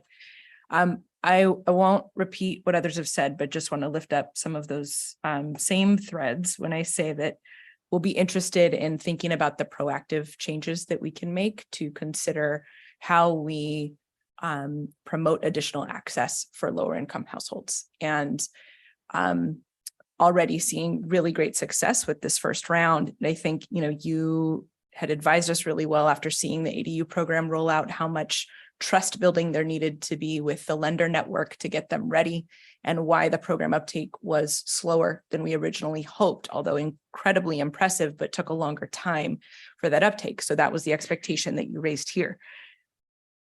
Lender capacity building, check. Buyer capacity building is, I think, a real opportunity for more action. And so as we look further into the data, where are the gaps in access by population, not just race, not just geography, but some balance of all of it. And how does that map to the lender network? And then what else can we do to promote more access for folks who need this program more? So these are all things that I know you're already contemplating, but just wanted to name that here. We are excited. The administration is excited about what this is. And as you said, we're in the middle of negotiations. So we'll see how that lands. But I know on the secretary's behalf, she really wanted to encourage CalHFA staff and the board to remember that this program launch is an opportunity to serve more lower income Californians who are interested in pursuing homeownership. And I think we've hit the mark there.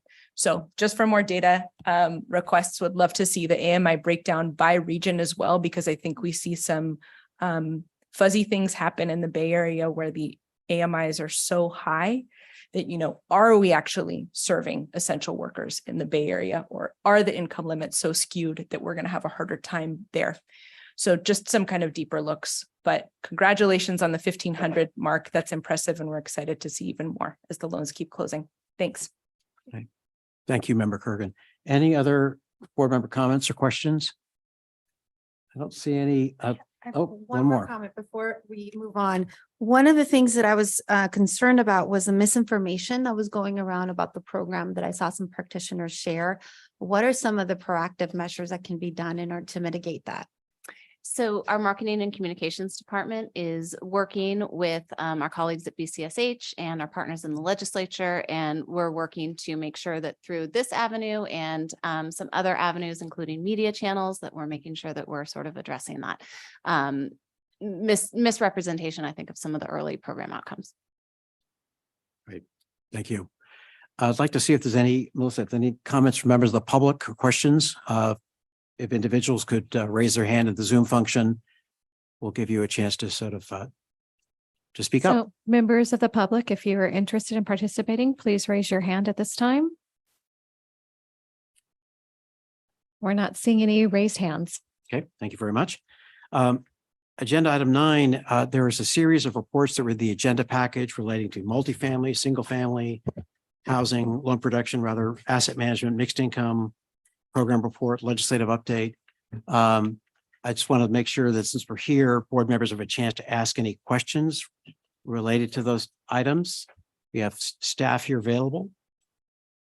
I thought of going through every piece of legislation, but maybe we'll just hold off on that for now. Not to put anyone on a hot spot. I don't think I see any hands raised. And then we're on to other item number 10, which is other board matters rather, sorry. Does any board member have something on any other matter they'd like to raise? It's not agendized, but we could maybe pick it up at a later board meeting. You've got a topic of import, please share. Otherwise, certainly you can get back in touch later on and add that to a subsequent board meeting. Is there anything that comes to top of mind here? Okay, then I have two things. The first is at this point, it looks like we will have a board meeting in June. I think the date set for that's 22nd. My understanding is it's likely going to be online, not the sort of funky hybrid arrangement we have right now. We'll be back, staff will be back in touch with the details on that. And then the last thing I have, which is actually the one I know you've all been waiting for, which is the lemon bar challenge. This is my chance to play Paul Hollywood. And unfortunately, we don't have so this is the Master Baker Lemon Bar, division award. I first of all want to thank all 3 participants in this. It was the one thing that sustained us through the, I don't know, 5 hours plus of this board meeting. In as much as it was mentioned in the strategic plan as an example, I thought it's appropriate we did this, but we do have a winner. The winner is the acting chief deputy director, Rebecca Franklin. So I think you could add this to your LinkedIn profile. My proudest accomplishment to date. Hey, yeah, I like that. Yeah. Yeah, it's just as well. So the last item, I think, are just other general public comment. One last shot for the members of the public. If you'd like to raise your hand on any topic to address the board. Melissa, if you could please. Sure. I would like to also remind members of the public that we don't review or answer questions off our social media channels. So if you're interested in making a public comment for the board, please check our public comment guide on the CalHFA website, which is calhfa.ca.gov. Do we have any members of the public interested in making a comment at this time? Please raise your hand. We have no hands raised. Thank you. So unless there's any objection, I'd like to adjourn the meeting. I don't see any objection. Meeting adjourned.